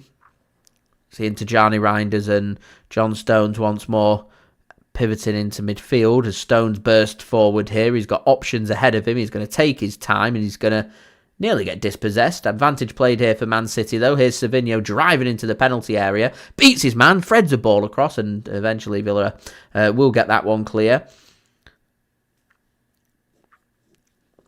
Ollie Watkins remains down here for Villa in a heap of pain. I don't think the referee's going to stop the game as Man City continue to attack. Referee, again, just not interested in stopping the game, and Ollie Watkins has to get back onto his feet. Here's Tijjani Reijnders then to Phil Foden. Ollie Watkins has some words with the referee. Referee just blanks him. Here's Tijjani Reijnders, works it to the right. Here's Oscar Bob. Can't take on Digne. Digne does well, gets his foot in and will find the interception and a throw-in given to Manchester City.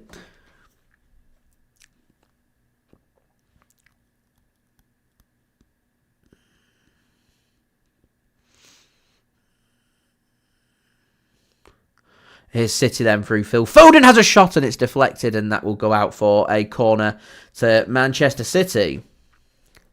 Phil Foden rushes over to go and take the corner.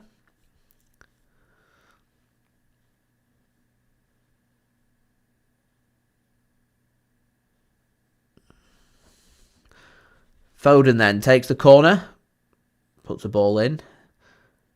Headed clear by Villa. They want a free kick. City want a corner. Another corner given for City. Sufyan, thanks for tuning in. Villa claim there was a coming together of heads, not happy about something. I think it was Onana and Ruben Dias. He looks okay. Players happy to continue as Foden puts another ball into the box. And a free kick's going to be given to Aston Villa, taking all the pressure off them.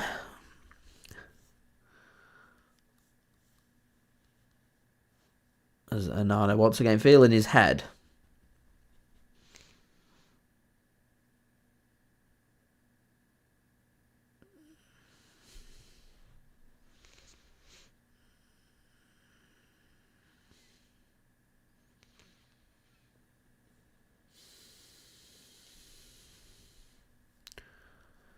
Man City's worst first half of the season, that in terms of shots and expected goal rates, as Villa ping a ball forward here. A chance for a through ball, cut off well by Manchester City.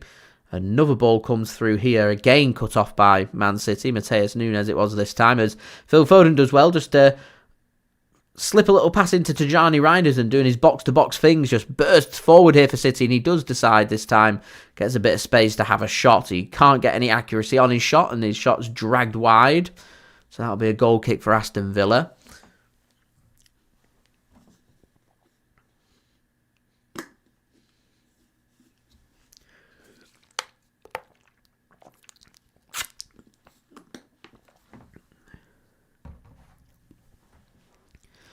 Emi Martinez then to take this goal kick.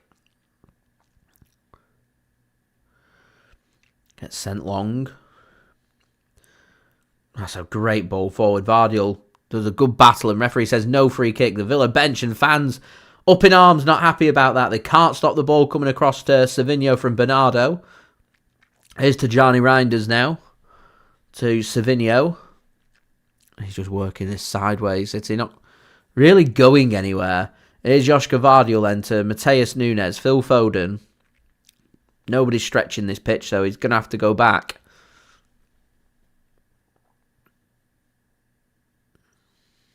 Kind of game where you could do with good overlapping fullbacks. We don't really have that, as ball just gets chipped in by Matheus Nunes. Looking for Haaland, but no pace on the ball, so Emi Martinez can get that instead, as the ball gets just thrown out well to Jadon Sancho, and Aston Villa can look to just try and build on an attack as Onana picks the ball up, and just everything's just been played at a very slow pace here.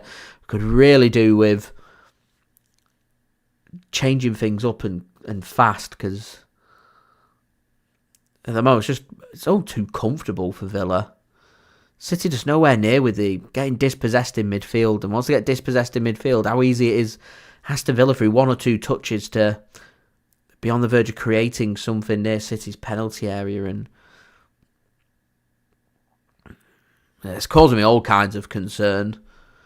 So important that you dominate and win them midfield battles. You've got to win them second balls, and without Nico G, without Rodri there, Man City have just real struggled, but it's not really an excuse, because Villa are missing Youri Tielemans, but they look far sharper than City, as Sancho's into the City penalty area. Has to turn. Can still find his ball to Digne, a fullback who's overlapping, getting balls in. Matheus Nunes gets the block, and it's going to be a corner for Aston Villa. Mind, thanks for tuning in. Honestly, I feel like the length of time Man City are going to take to change things up, I feel like Aston Villa are going to go all guns blazing here to try and wrap this up.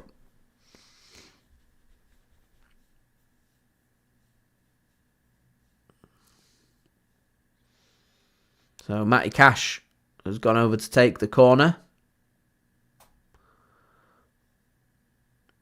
And, another, again, a great set piece. Comes over. It's on the volley. It's a good block, but dare I suggest that probably should have been 2-0 Aston Villa. It's a great set piece. It's a really good block, but it looked for this world like that was going to be 2-0.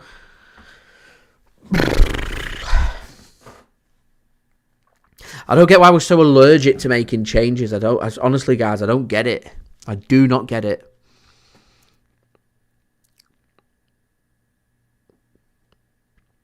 Here's Oscar Bob to Tijjani Reijnders. Josko Gvardiol now to Reijnders. Can't play his through ball, and that's going to be cut off by Kamara. And here's Villa. One pass, second touch, free kick, dangerous area, yellow card. Tijjani Reijnders. Just City have not got a grip on this at all. No grip.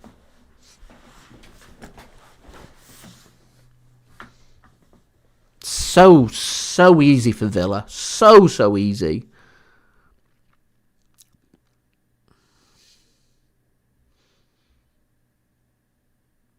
You wouldn't think City were unbeaten in 9 games. They look lost here. Absolutely lost.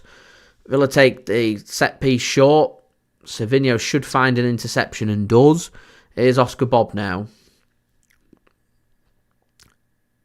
City then coming forward. Matheus Nunes does well. Finds Bernardo. Bernardo just slows this down and Ruben Dias will just move this ball forward to Gvardiol on the left.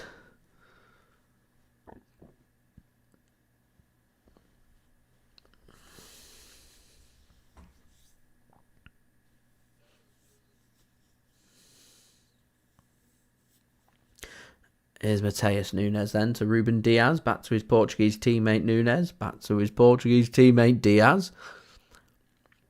And to his Portuguese teammate Bernardo Silva. Mind, it can't be long off before you start seeing Marmoush, Doku and Cherki coming on. It can't be long.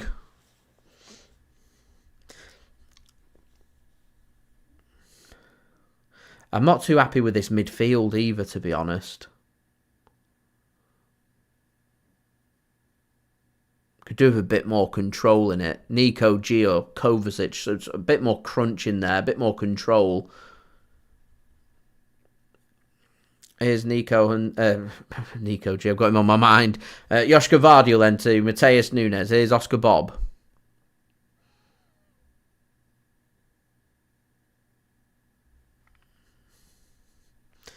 Tijjani Reijnders now to Josko Gvardiol. Villa just closing the gaps and defending deep, defending well. So guys, don't forget, leave a thumbs up. Now just 14 likes away from my goal of 120 likes. Do subscribe and do go and check out today's video sponsor, SofaScore. Links and details there in the description. As Foden just whacks a pass into the feet of Erling Haaland. He takes a heavier touch and it allows Villa to get an interception. City can get the ball back though, and Savinho's got the ball here on the City left-hand side, up against McGinn and Cash. Has to go back. I wouldn't necessarily really say it's Villa parking a bus. They're just defending deep. If Villa get the ball, they'll spring at a counter-attack. There'll be 4 or 5 players forward, and then they'll push the defence right up, and City will be under pressure. So, yeah. Todd. This is very much a 2024 Man City performance, 24-25 season that is, not the Premier League winning 23-24 season. Here's Matheus Nunes. Matt, thanks for tuning in. Pep does, yeah, Josko Gvardiol, just an awful ball. Don't know what that was from Josko Gvardiol. Terrible is what it was. We are all over the place, mind. Yeah, Pep chops and changes things when sometimes you just think to yourself, maybe it doesn't need chopping and changing.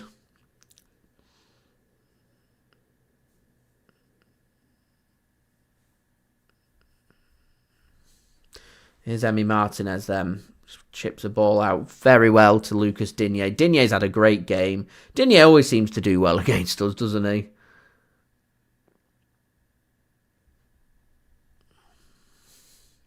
Oscar Bob. He does very well there, Oscar Bob. Very well. Here's Bob then coming forward. And he goes down, no free kick. First chance that Oscar Bob's really had to drive forward. And that's a poor pass from Konsa.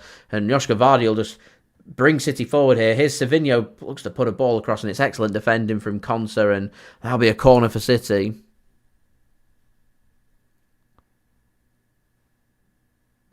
Lil, thanks for tuning in. It's a shame nothing's loading.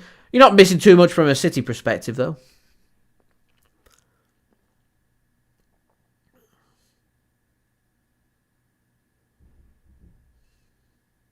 So a corner here for City.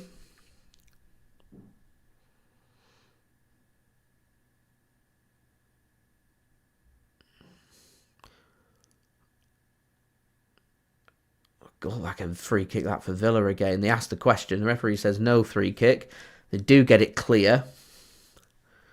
Here's Matheus Nunes then to Savinho.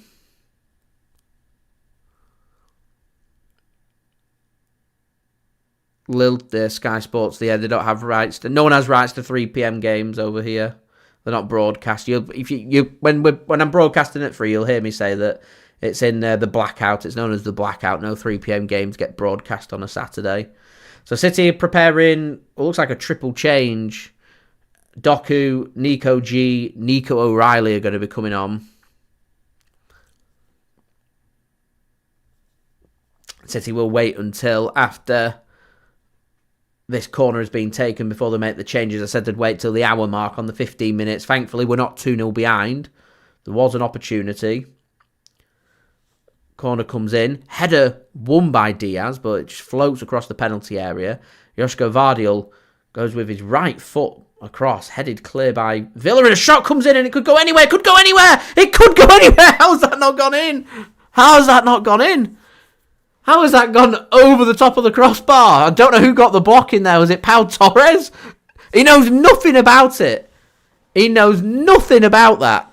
It's an outstanding block, but he knows nothing about it. It's a great ball from Gvardiol. I don't know why Matty Cash didn't just head that out for another corner. Right into the danger zone.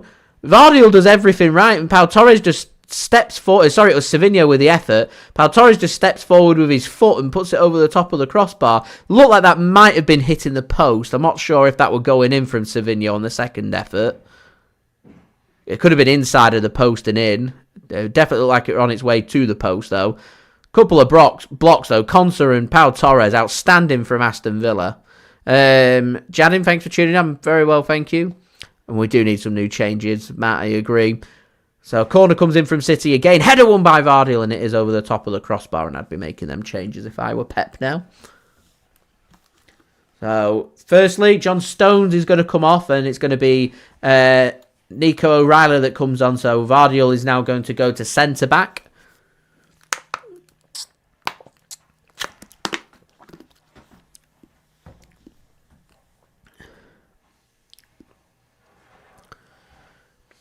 Oscar Bob's going to be the next player that comes off, and that's going to be for Jeremy Doku.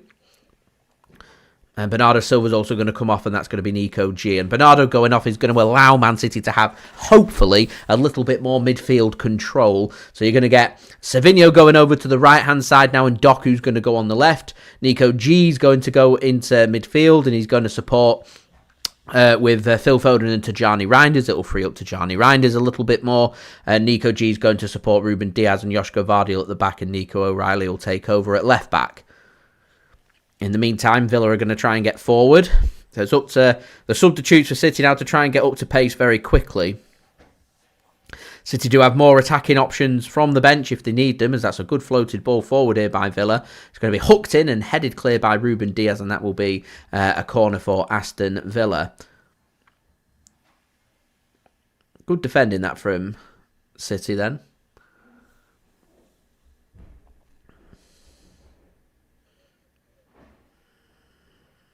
Took a hit there, Ruben Dias, in defending that. Ooh, back of his shoulder. That was a nasty landing. Real nasty landing. Anyway, Ruben Dias is back up now and is commanding his troops around him about where he wants his defenders to be as Digne goes over to take the corner for Aston Villa.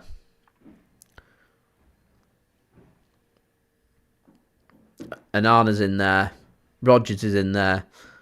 Watkins is in there. Konsa's in there. You got McGinn on the edge of the penalty area. Digne to take. Headed clear by Haaland.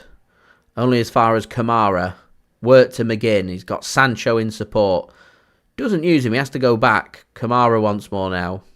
City do well just to force Villa all the way back.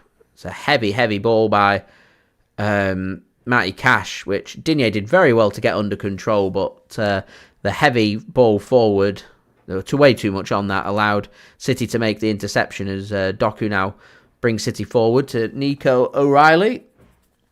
So Manchester City with a big opportunity there from them two Savinho opportunities. Wasn't to be as Doku now gets forward up against Matty Cash. Here's Doku to Nico O'Reilly. It takes too long there. Takes too long. Mind, I'm not going to be watching El Clasico today. Got some odd jobs around the house and stuff to sort, I'm afraid. So I'll get my stream done today. I'll get my reaction video sorted. I'll get my upload schedule sorted for the next week or so, and then that'll be me. I'll just get some odd jobs sorted, get a bite to eat, and chill out, ready for work tomorrow. Yeah.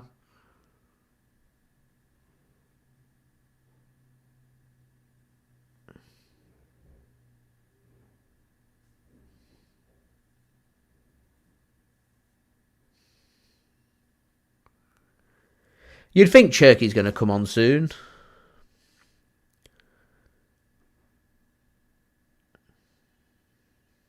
Nico Gonzalez already into the book. It's only been on a couple of minutes.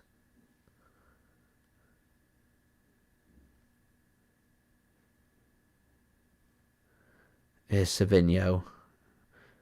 Tackled by Digne. Out for a throw-in. So a different task this for Digne and Matty Cash, with a change up on City's flanks, but time's running out. Time is running out.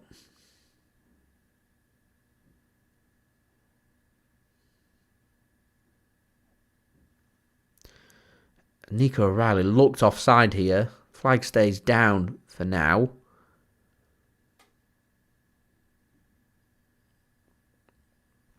It remains down because Villa's got the ball back and they managed to get it clear. So it looked offside there, Nico O'Reilly. So I didn't really get excited for the position that City were in then, which is disappointing. But hey, here we are.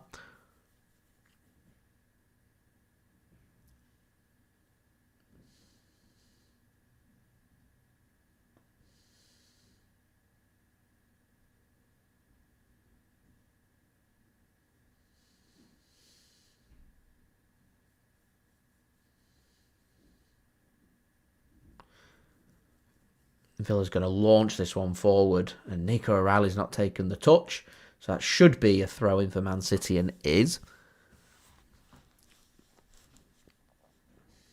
Ollie Watkins just gives the instruction that he wants Villa to put the squeeze onto City a bit.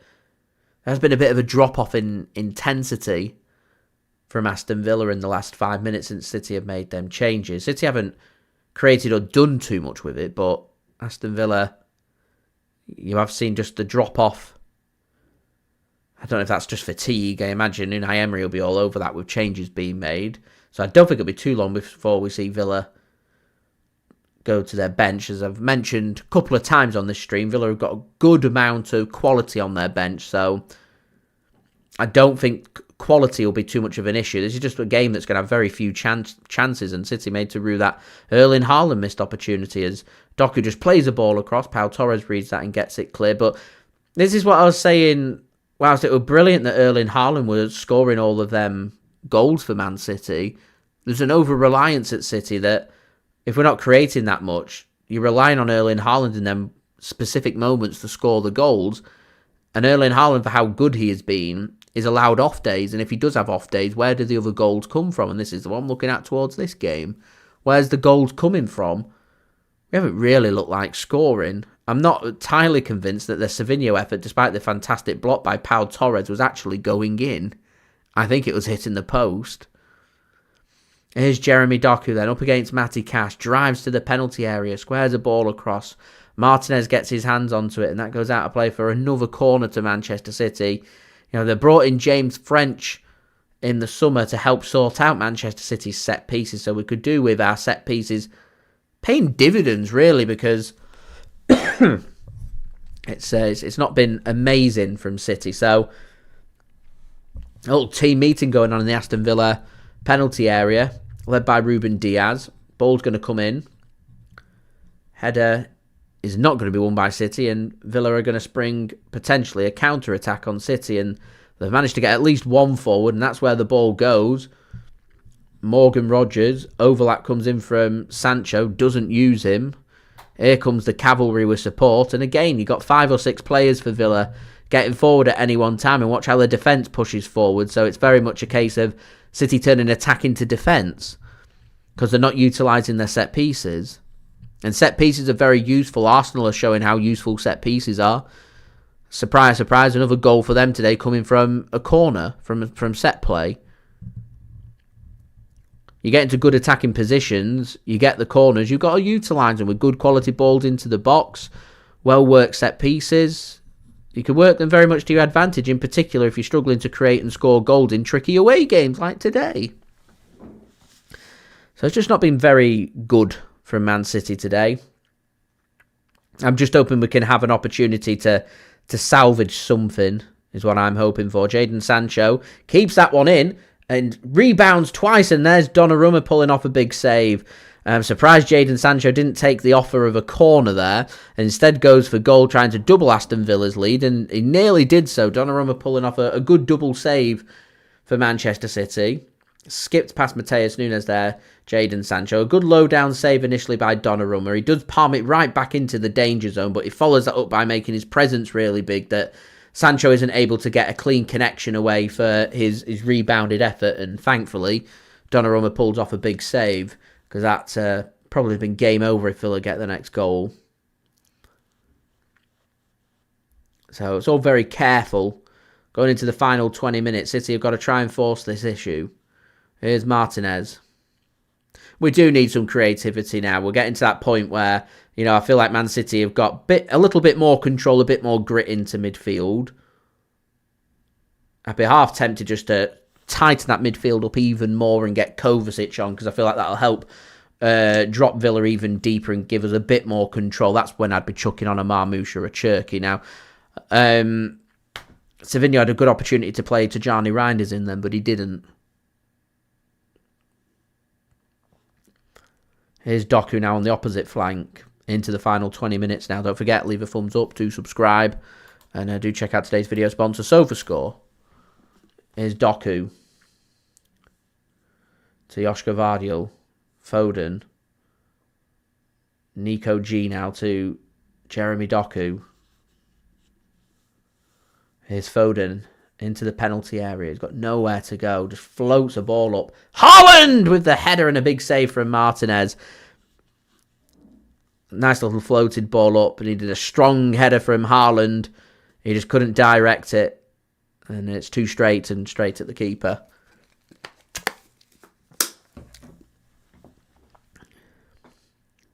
City win the ball back. This is better from City now. This is City putting the squeeze on to Villa. Here's Nico G. Ball into the box. Headed clear by Villa. Matheus Nunes mops that one up. Here's Ruben Dias. He's got options on the right. He's not going to use them. He's going to centralise it now to Nico G. Here's Josko Gvardiol on the left to Jeremy Doku.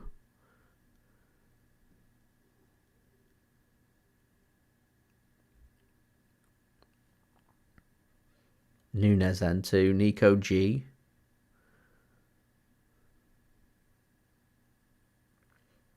Here's Savinho to Matheus Nunes. Foden to Diaz. Back to Foden. Nico G. Might want to put his foot through this. He does. Good block, though, from Pau Torres again. And Villa can't get out. Got a free kick. Referee says no. Fandeka, thanks for tuning in. Says, Cherki and Marmoush on, please. It surely can't be too long before we see them, because we're running out of time. 18 minutes now. As we do it, 115 charges. Charges? Likes. Same amount as the charges. So thanks very much, everybody that's left a thumbs up. Oh, City just struggling for end product. Doku just drives towards the penalty area and it's just too close to the keeper. Is Matty Cash now. Surely Villa are just going to send this one long. They're in a bit of danger, and Tijjani Reijnders deemed to have fouled Onana there, and that'll be a free kick for Aston Villa. So Aston Villa are going to shake things up by making a couple of changes for themselves. First of which is going to be McGinn coming off and Ross Barkley coming on. So he'll hand the captain's armband over.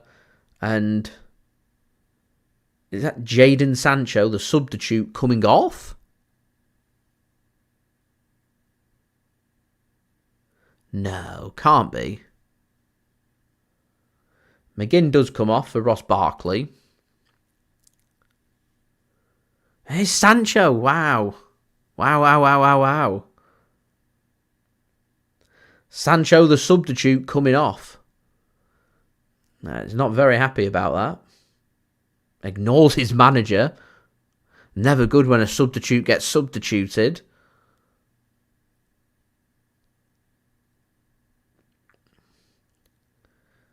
I think Villa are just looking for a bit more presence and power in attack. Anyway, long ball sent forward. Header won by Ross Barkley. Matheus Nunes does well just to stop Ollie Watkins. Would I take Sancho back at City? He's not the quality that City are looking for now. He shouldn't have left to go to Dortmund. He should have continued his development like Phil Foden did, in my opinion. He did very well at Dortmund.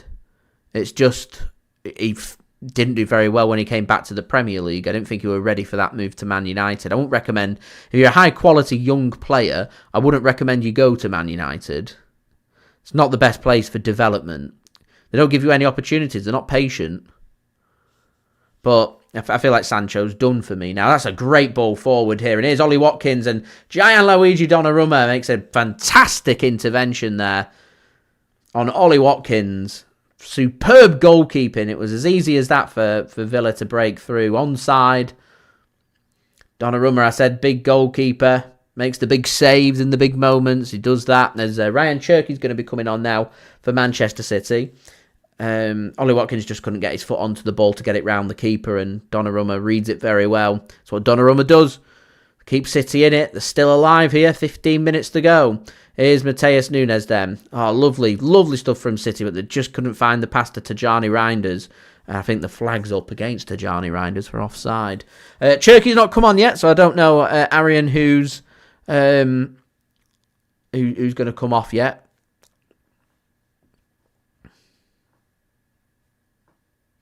That's a good question, Dave. Said, who was the sub that famously got subbed in his only game for Saints? I'm not sure. Anyone knows the answer, though?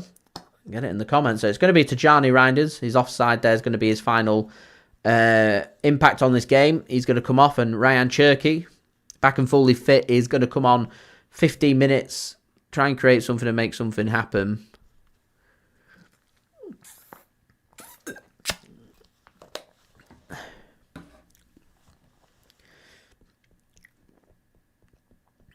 I think the only other change I'd be making if I was City now would be Foden coming off Marmoush if you still continue to chase. That looks like it's hit the hand of Ruben Dias, but referee says play on, and Villa got the ball, so they're not complaining. Ollie Watkins has done very well there to skip 3 challenges and get the ball for Villa to have a bit of possession. As Pau Torres has good protection from Onana there, gets a free kick from Nico G. He has to be careful. He's on a yellow card. Savinho is still on the pitch. I mean, Savinho might be the player that comes off. Might not be Foden. Might be Marmoush. He comes on for Savinho. Marmoush goes behind the striker and Foden goes out wide. We'll see. Anyway, here's City coming forward. Trying to thread a ball in for Foden. Josko Gvardiol was, but it wasn't there and well cut off. Header won.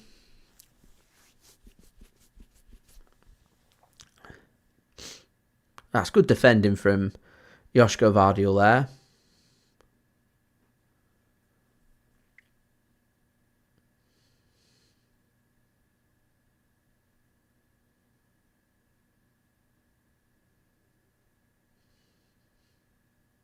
City continuing to push in the rain and their rain kit. That should be cut off by Josko, and it is. There's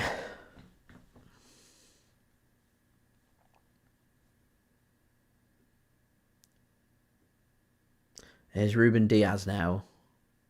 Doesn't seem like there's many goals going in this second half in the whole of the Premier League. Got 4 games and I've not seen any goals go in. I wonder if we might just get a flurry of gold in the final 10 minutes or so. So anyway, guys, we're now just 4 likes away from 120. Any help towards that would be great. Do subscribe and do go and check out today's video sponsor, SofaScore. Links and details there in the description.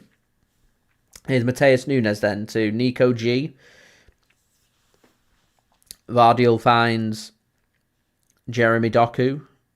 He tries to find a pass for Nico O'Reilly getting forward, but Villa get a foot onto that, and that'll be a throw-in for Manchester City. 12 minutes remaining here at Villa Park. And Manchester City trailing by a 1-0 still.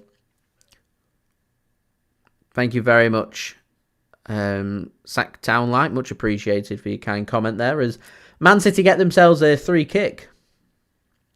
Midway inside the Aston Villa half. Phil Foden stood over the free kick. A chance to put something into the box. Kamara deemed to have fouled Phil Foden. It's nice to get a free kick. I'm not too sure if I felt that was a free kick, but it's nice to be awarded a free kick. Don't feel like City have had that many decisions in their favour today, so we'll take that. Chance for City to put something of quality into the box then. Foden, he chose to pass it. Nunes back to Phil Foden, and here's Doku. He's going to put something into the box, and it's well defended, that by Villa. Well defended. I could see Vincent becoming our new manager once Pep decides to leave. It all depends on... well, that should be a free kick for Villa, and is. Phil Foden just on his way down, brings down his man, and he's going to be into the book. Surprise, surprise. He's doing very well at the moment, company with Bayern Munich. So into the final 10 minutes then. Villa with a free kick. A chance for them to kill a bit of time. I imagine they will take their opportunity to try and put something into the City penalty area as well, because why wouldn't you? They know a second goal and this game's near enough done and dusted.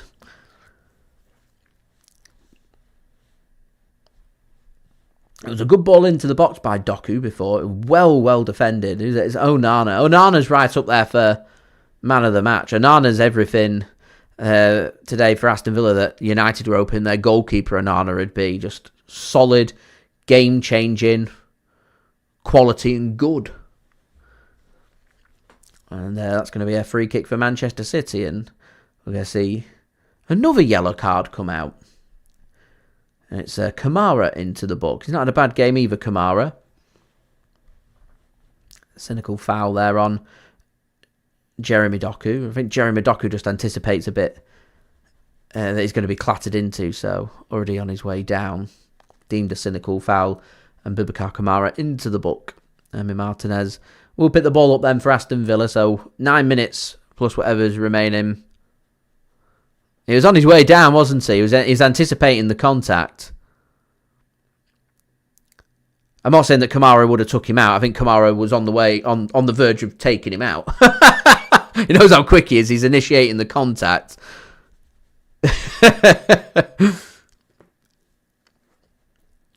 That's why I don't think Kamara were complaining too much, because he knows he's not... that there ain't much in it if that all he's touched him, but he knows full well if he'd been given the opportunity there, he'd have done exactly what he wanted to do, which is clatter into Doku and take him out and take the yellow card, so he doesn't, because he's lightning quick, get forward and cause problems when Villa have committed bodies forward. 8 minutes then and counting. Here's Cherki. Out on the right-hand side, centralising himself now. Here's Gvardiol. Can Manchester City salvage something from this game? I said before the stream, a point would be a good result today for City as edged the penalty area and it's a block. Phil Foden asks a question of something, and we're going to stop for a head injury, much to the frustrations of City. I'm not sure if Phil Foden was asking for a handball there, but it's once again it's Onana that's gone down. We'll see if it was handball or not. No, it's hit his face. Very much not handball. It smacked him in the face. Frustrating. Very frustrating, this. No, I mean, City have had better control here. As Savinho is going to be the last player that goes off for City, and Marmoush is going to come on. I agree, Savinho should have been hooked at half-time. He should have gone off, Goddess. I agree. Not clicked for Savinho today. And Marmoush is going to come on as City's final roll of the dice. Yeah, the poor first half. Second half, we've had better control. We still struggled to create. We created some opportunities. Even though Villa are on top, we created better opportunities in the first half than we did in the second. It's just City have controlled things better in this second half. They've looked more like what I'd expect from City. It's just struggle to create, and it's all at the end of the day come down to the biggest of the opportunities, and obviously that one-on-one with Erling Haaland, the big chance, and City haven't put it away. Ultimately, I'm just hoping in the next 7 minutes or so that we are going to get that big opportunity and we will put it away. I hope so. I do feel like there's still big moments to come in this game, just purely from how quiet it's been second half. I'd be surprised if there's just no more big opportunities for either side. I can see something happening. It's just City now chucked a lot of attackers on, are going to overcommit. Villa, though, defending deep, defending well, defending strong. Onana, I think he's okay to continue. Villa going to take their opportunity to make a couple of changes. Malan's going to be one of them. And Emery's just asking for an update on Onana.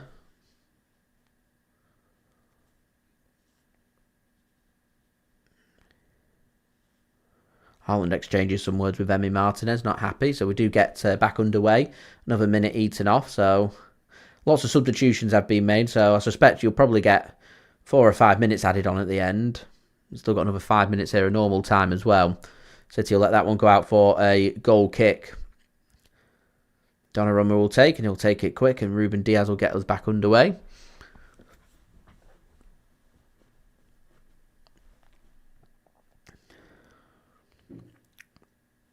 Here's Nico G. Gives the ball to Jeremy Doku now. On the left-hand side. Can City make something happen? Rayan Cherki to Nico O'Reilly. It's not happening for City. It's just not happening. Anyway, guys, we've hit 120 likes. Let's go for 137 likes to go. Any help towards that would be great. Do subscribe. And also don't forget as well to go and check out today's video sponsor, which is brought to you by SofaScore.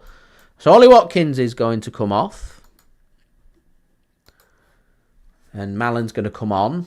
And we're also going to see Villa make another change. And it's going to be... I'm surprised they're taking Digne off. He's had a good game. But it's going to be Ian Martson, good player as well, that's going to come on for Aston Villa as they look to try and shore up these next few minutes and keep Manchester City at bay under the instructions of Unai Emery, who's done a fantastic job at Aston Villa. Very good manager. Here is Matheus Nunes then to Omar Marmoush. Here's Rayan Cherki. Floats the ball in, looking for Haaland. Well defended. Balls that have come into the box today. Villa have had an answer. Konsa's been solid. Onana's been solid. Kamara's been solid. Pau Torres has been solid. It's good interception that from City. And here's Phil Foden then. He's got a yard on his man. Can he thread in Haaland? He can't. There could be an effort that comes in from City, and it's well blocked in the end. And Martinez will get onto that one. And he'll clutch it gratefully to his chest. Konsa lets out a lion's roar there.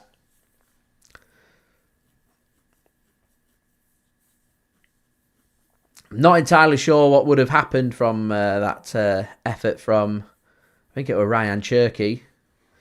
It's a poor ball forward there from Villa, and that's going to be snuffed out by City. Here is Matheus Nunes then.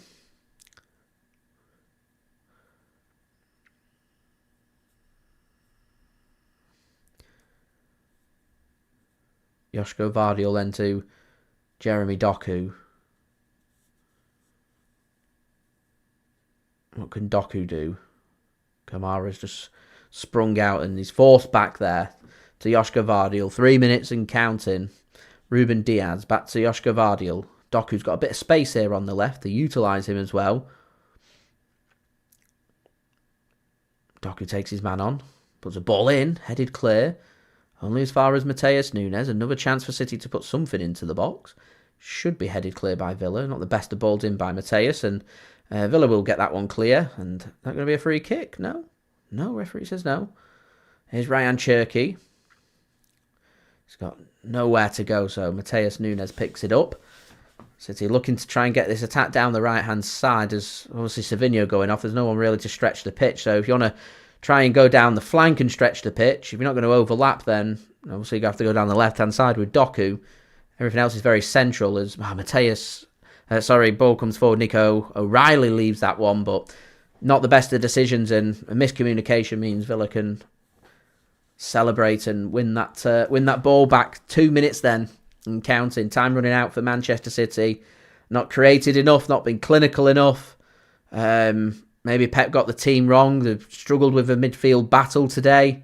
Just all round, just a bad day at the office. Nico G's got a heavy nosebleed at the minute. Seems to be going through the walls, Nico G. And he says to the referee, I'm okay to continue. Here's Matheus Nunes. Plays a ball forward here to Omar Marmoush. Slides one across to Haaland! It's gone in! Oh, the offside flag's gone up now. Oh, no. Oh, I thought that was the moment. I don't know how Erling Haaland managed to bundle that one in. I thought it just gone beyond him, but his long legs managed to get him there, and I think he's hit his nutsack into the post. That is something he's going to feel every bit of and more. Haaland in a heap of pain there. Oh, Marmouchi's like, shake it off. In the meantime, it's enough time for VAR to have a look at it. Let's have a look at it then.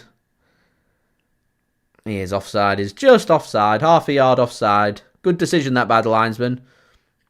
Good decision. A good ball across the box there by Omar Marmoush and very well read by Erling Haaland.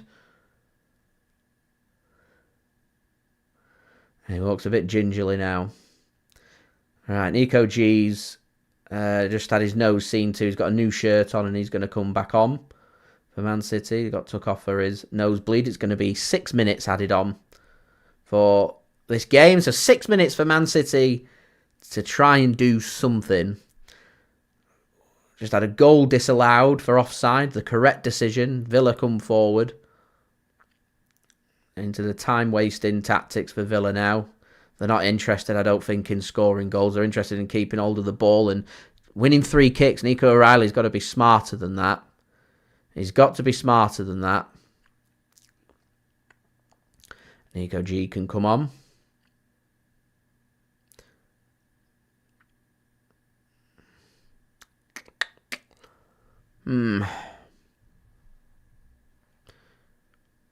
Long ball played forward by Villa. So good long ball forward, but Donnarumma's alert to it, so City can intercept and City can come forward through Nico G. Pivots well. Missed Nico G's presence in this game. Just unfortunate, I don't think he was fit enough to do a full 90. I think it was a big miss for City in that first half. Nico O'Reilly just needs to make sure he doesn't concede a foul there. He doesn't. He does give Villa the throw-in, but it's better than them slowing it down with a free kick. So throw in here for Aston Villa to take. Just inside the Manchester City half, which they are going to throw backwards. Malen is going to get hold of that one, and Nico O'Reilly make sure he doesn't put his foot to that one. Doesn't matter because it doesn't go out of play. Donnarumma's going to get us back underway. Another 30 seconds killed off, though, there by Aston Villa, and they'll consider that well taken. So still a chance here for maybe 2 or 3 opportunities for City.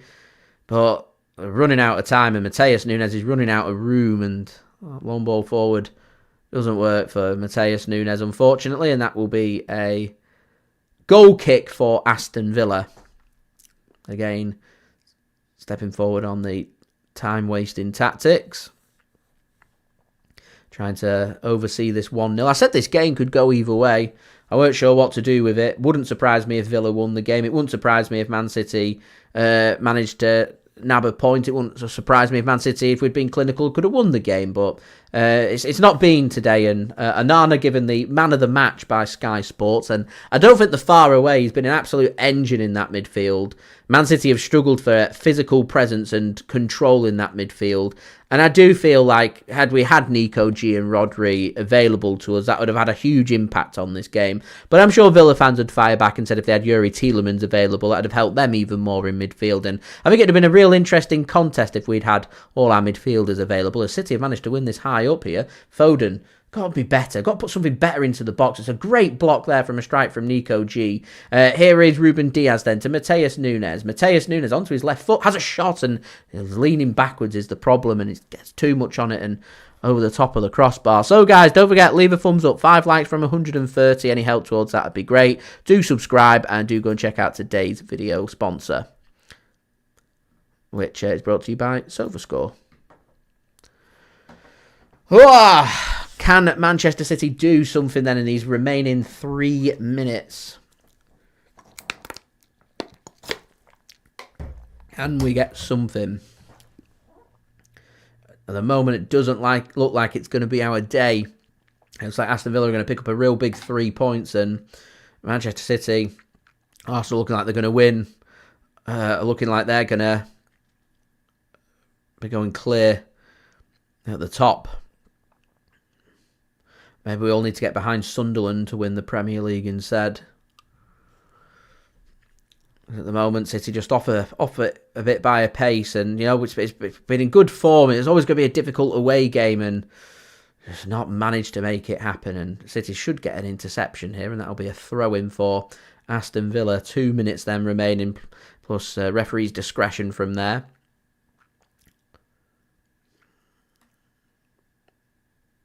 I feel like there's going to be one more big opportunity, guys. One more.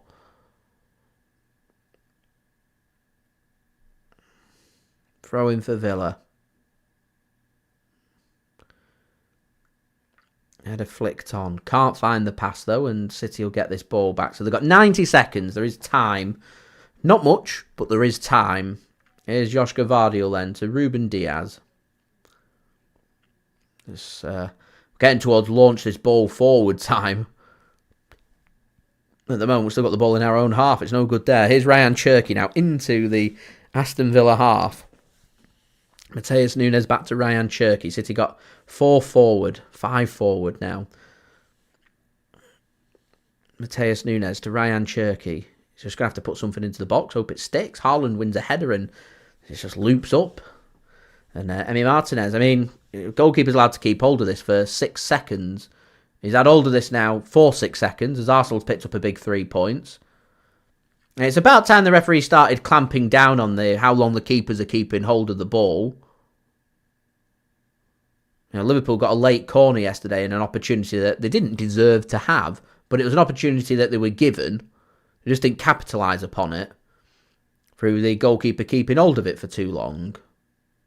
Here's Ruben Dias. City then. One last chance. Foden.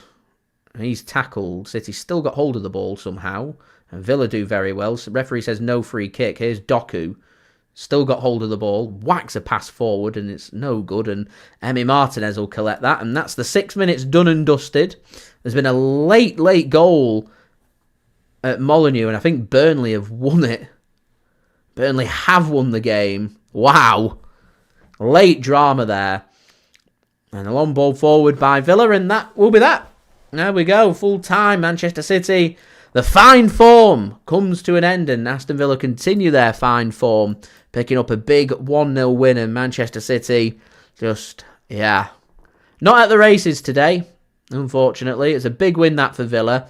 Again, just continues to be a place that Manchester City struggle to come to and make an impact. Struggled with the midfield battle.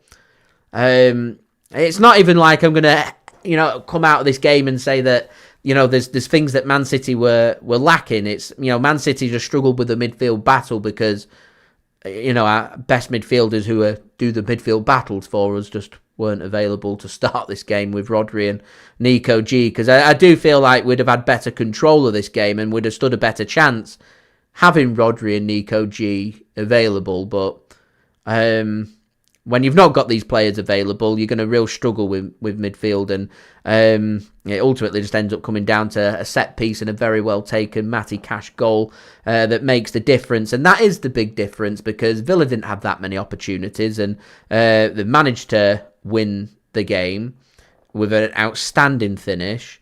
Manchester City haven't had many chances in this game either. Obviously, the offside goal towards the end, one of our best opportunities. But we're coming back to that Erling Haaland opportunity that he should have taken on his stronger left foot one-on-one with the keeper. And he didn't. And, it is what it is. And it hands a real big advantage now for Arsenal. it does mean with this loss that, you know, it's around this same time last season where things started to derail for Man City, and it's important now that Man City try and follow this up by ensuring that we're perfect between now and the next international break, because if Man City are perfect between now and the next international break, home games coming up against Bournemouth, against Sunderland, we've got Liverpool coming up as well, there's games and points to be won for Manchester City. I'm just going to have a quick look at what the exact fixture list is looking like for us. But in terms of the difficulties of the Premier League, Champions League and away games, October was always going to be very difficult. And, obviously we've got the Carabao Cup game against Swansea. It'd be good to get back to winning ways ahead of a game against Borussia Dortmund. AFC Bournemouth and then Borussia Dortmund. So, it's three consecutive home games for Man City. Bournemouth at home, Liverpool at home. Can win both of them games. That's going to send us to 22 points from 11 games. That's an average of picking up 2 points from every game. Manchester City are notorious for being better in the second half, and I would say that if we're at a point where you get to 19 games in and we're on the verges of around 40 points, that's the target that I'd be looking at, because we're more than capable of picking up 45 to 50 points in the remaining 19 games. We get tremendous runs of forms in the second half of the season, and we know what it takes to be able to do so. So it's all about just trying to put ourselves in a good, strong position and just making sure that you stay within touching distance of Arsenal. This loss today, we're still in a good position when it comes to the top four. It's just Arsenal have picked up a win, which means Arsenal now sitting pretty comfortable at the top of the Premier League. But there's plenty of points still to be played for between now and the end of the season. I mean, looking at Arsenal's fixtures, Burnley away, Sunderland away, top of the table clash there. Couple of away days, banana skins, games that I'd expect Arsenal to win, and never say never. It's just you can't really afford to be dropping points even at the early stages of the season, and obviously Man City now down to fourth, just a point clear of Manchester United, and realistically now I'm looking at it, and we've got to beat Bournemouth, got to beat Liverpool, and yeah, we'll just take it from there. Swansea next up for us. We can start our preparations for that. So yeah, thank you everybody for watching, much appreciated. Thanks everybody for getting your thoughts in the chat and interacting with me today. Thanks to everybody that's left a thumbs up. Nearly on 130. Let's see if we can get to 140 likes on the post-production. That would be great. Also, don't forget as well to leave your thoughts in the comments below. Don't forget to subscribe if you're new around here. It is free to subscribe. Social media links there in the description if you want to go and follow me on my X, Instagram and TikTok. Email also in the description too if you want to hit me up for any sponsorships or any videos or any general business inquiries. And finally, do go and check out today's video sponsor, which is brought to you by SofaScore.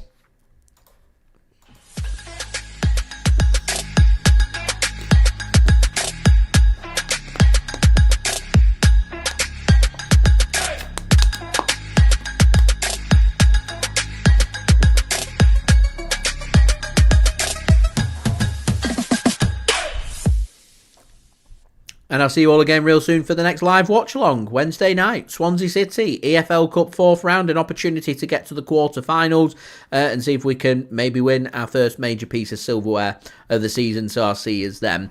So I'll be going live at 7:15 GMT on Wednesday for that game. So I'll see you then.